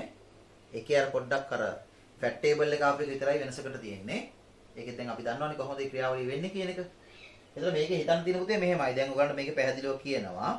මේ දීලා තියෙන අතත්ත්වය යොමුව අවශ්‍ය වූයේ උපකල්පනය කරන්න කියලා කියන්නේ ඒ ලිපිනේ අවශ්‍ය වුණා කියලා කියන පුතේ ඒ ලිපිනේ සඳහා මතක අවකාශය භාවිතයට ගත යුතුයි. මතක අවකාශය තියෙන එක භාවිතයට ගන්න නම් මතක අවකාශය විතරක් ගේන්න බෑනේ පුතේ.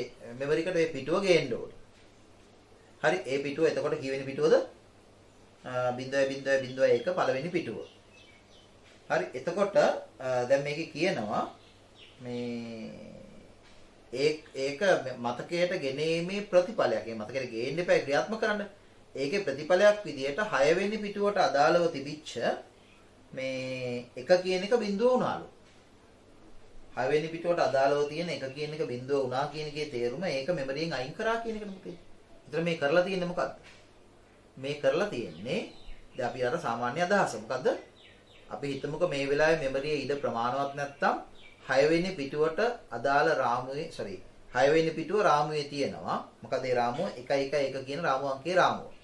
ඒතර ඒකෙන් ඒ 6 වෙනි පිටුව මේ වෙලාවේ භාවිතයට ගන්න නැත්තම් ඒක පුතේ අතත්ත්ව මතකයට දාලා RAM එකේ ඉඩ හදා ගන්නවා අර අලුතෙන් එන පිටුවට තැම්පත් වෙන්න.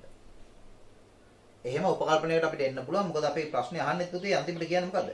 අනුරූපණය වීමට ඉඩ ඇති. අනුරූපණය වන කියලා කියලාත් නැහැ. ඒ කියන්නේ සම්භාවිතාවක් ගැන කතා කරන්නේ.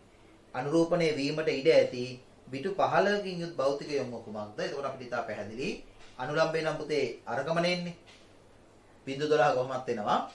එතකොට පිටු 15 විදියට ඉස්සරහට එන පිටු 3 වෙන්නේ මොකද්ද? පිටු 6ට අදාළව තියෙන රාමු අංකය 111. එන වෙන්න පුළුවන් මොකද්ද? ඔව් තුන්වෙනි කොටසට අපිට ගන්න තියෙන්නේ රාමු අංකය වෙන්න පුතේ 111 ඊගාට පිටු 12ක් එනවා. ඒක හිතන්න ලොකු දෙයක් නැහැ. විය හැකි දේ තමයි 6 වෙනි පිටුව 111 කියන රාමුවෙන් අයින් වෙලා ඒ වෙනුවට මේ කියන පළවෙනි පිටුවට අවස්ථාව ලබා දෙන්නේ. ඒ කියන්නේ එක බිඳු වුණා කියලා කියන්නේ. එක බිඳු වුණා කියන එකේ තේරුම මොකද්ද? 6 වෙනි පිටුව දැන්ට භෞතික මතකයේ තියෙනවා කියන එක තමයි පුතේ ඒකේ ඉලක්කමෙන් පෙන්නන්නේ. ඒක බිඳු වුණා කියලා කියන්නේ ඒක අයින් වෙනවා. එතකොට ඒ ඉඩ පාවිච්චි කරන්න පුළුවන්.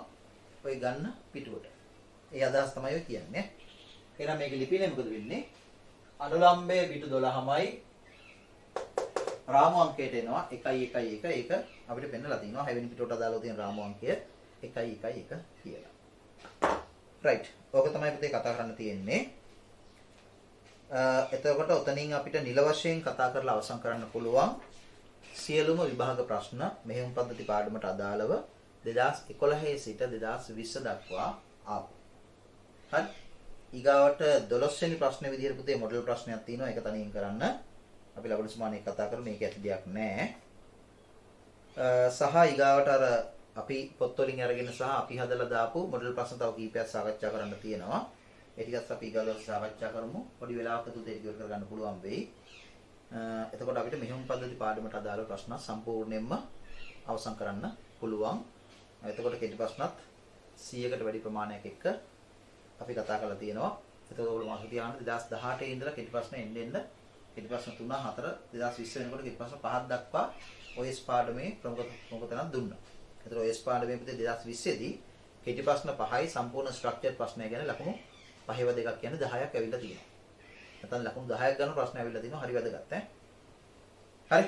එතකොට ඔක තමයි කතන්දරය. එතකොට අපිට ලබන සුමානයේට පොඩි ටිකක් ඉතුරු වෙනවා.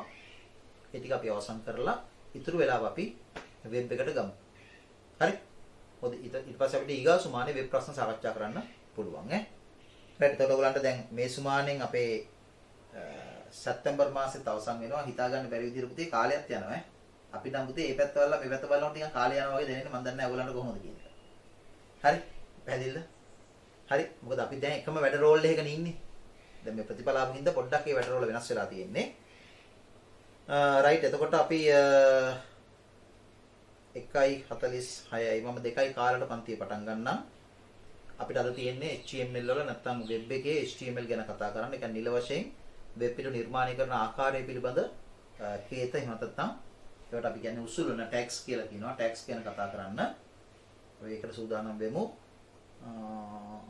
ඊට පස්සේ ලබන සුමානේ අපි පෑඩ් දෙකක් උපරිම 3ක් යයි මේ මොඩල් ප්‍රශ්නත් ටිකත් එක මේ ටික කතා කරලා අවසන් කරපුවාම පුතේ ඉතුරු වෙන කාලය අපිට පාවිච්චි කරන්න පුළුවන් වෙබ් එකේම ඉස්සරහට යන්න. එතකොට ඒක අපිට අවසන් කරා යන්න පුළුවන්. හරි. එතකොට ඔක්තෝබර් මාසේ ටියුට් සෙට් එකට ඔයගලන්ට ටියුට්ස් කිහිපයක් එනවා. හරි. එකක් තමයි වෙබ් එකේ දෙවෙනි කොටස එනවා. හරි. එතකොට CSS දක්වා ආවරණය කරලා HTML ටික ඔක්කොම එකකින් අවසන් කරලා තියෙනවා. හරි. ඊට පස්සේ 12 13 පාඩම් දෙකට දාලා ටියුට් එකක් එනවා. ඒ ටියුට් එක පිළිබඳව ලොකු ටියුට් එකක් නෙමෙයි. 12 13 පාඩම් දෙක කියන්නේ බොහොම සරල පාඩම් දෙකක්. හරි. විශේෂ කරන පොඩ්ඩයි තියෙන්නේ. ඒ ටියුට් එක එනවා. ඊගාට වෙබ් පාඩමට අදාළ ප්‍රශ්න ටියුට් එක එනවා. එහෙම ටියුට්ස් කිහිපයක් එනවා ඈ. හරි. එහෙනම් ඒක ගැනත් හිතන්න. රයිට්. එහෙනම් අපි ඔපරේටින් සිස්ටම් පාඩමට අදාළ ප්‍රශ්න සාකච්ඡා කරන එක ඔතනින් අදට නවත්තමු. ලබන සුමානේ ඊට ටික කතා කරලා මේක සම්පූර්ණ කරමු. මම ටිකක් වැඩි වෙලාවක් අරගෙන අර ප්‍රශ්න කතා කරේ. මොකද මේ ගණන් හදන කොටස් 2021 පේපර් එකත් අපිට බලාපොරොත්තු වෙන්න පුළුවන් නිසා. එහෙනම් ඒක පොඩ්ඩක් අපි ප්‍රමුඛ ස්ථානයක් දෙන්න ඕනි. සාපේක්ෂව ගත්තාම ඕගොල්ලෝ ඉන්න තැන වරදක් නැහැ. හොඳයි. තව පොඩ්ඩක් පොලිෂ් වෙන්නයි ඕනි. මම කොහොමද අවංකව පිළිගන්න දෙයක් තියෙනවා මොකද්ද? ඒක මම පිළිගන්නවා කියන එක ඔයගලන්ට වැඩිය හංගවන්නේ නැහැ මම. ඒක මගේ හැටි ඒක ඈ. හරි. ඒක මම කිව්වේ මාව ඔයගොල්ලෝ අඳුරු නැති කියලා මම හිතනවා. ඒ කියන්නේ ඕගොල්ලන්ට පුතේ මම ප්‍රශ්නයක් අහපු හැටියෙම උත්තර දෙන්න සමහරට පුළුවන් වෙන්නත් පුළුවන් බැරි වෙන්නත් පුළුවන්. උත්තර දෙන්න බෑ කියලා කියන්නේ ඕගොල්ලන්ට දැනුම නැහැ කියන එක නෙවෙයි. මොකද සමහර අවස්ථා තියෙනවා එකපාරට අහපුවාම එහෙම කියාගන්න බෑ. ඒක සාමාන්‍ය වෙන ස්වභාවයක්නේ. හරි. ඒ වුණාට එහෙම නොවි කියාගන්න පුළුවන් මට්ටමටපත් වෙනවා නම් පුතේ ඒ කියන්නේ අපි සුපිරි. හරි. ඒක තමයි එකකින් අදහස් වෙන්නේ.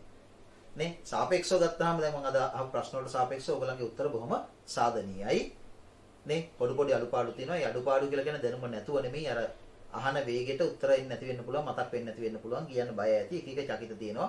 ඒ කාරණා තියෙනවනේ. හැබැයි දීපු උත්තර ගත්තාම ගොඩක් හොඳ සාධනීය මට්ටමක තිබුණා. ඒ හින්දා සෑහෙන හොඳයි. අපි ඔය කාලයත් ඉස්සරහට ඒ தත්ත්වෙම මේක ඉස්සරහට ගෙනියමු. ඒ හොඳ தත්ත්වෙ හොඳටම තියාගමු. තව අලුතෙන් ගන්න පුළුවන් දේවල් ගමු. රයිට්. එහෙනම් අපි රිවිෂන් එකට අදාළ කාරණා පුතේ අදට ඔතනින් නවත්තමු.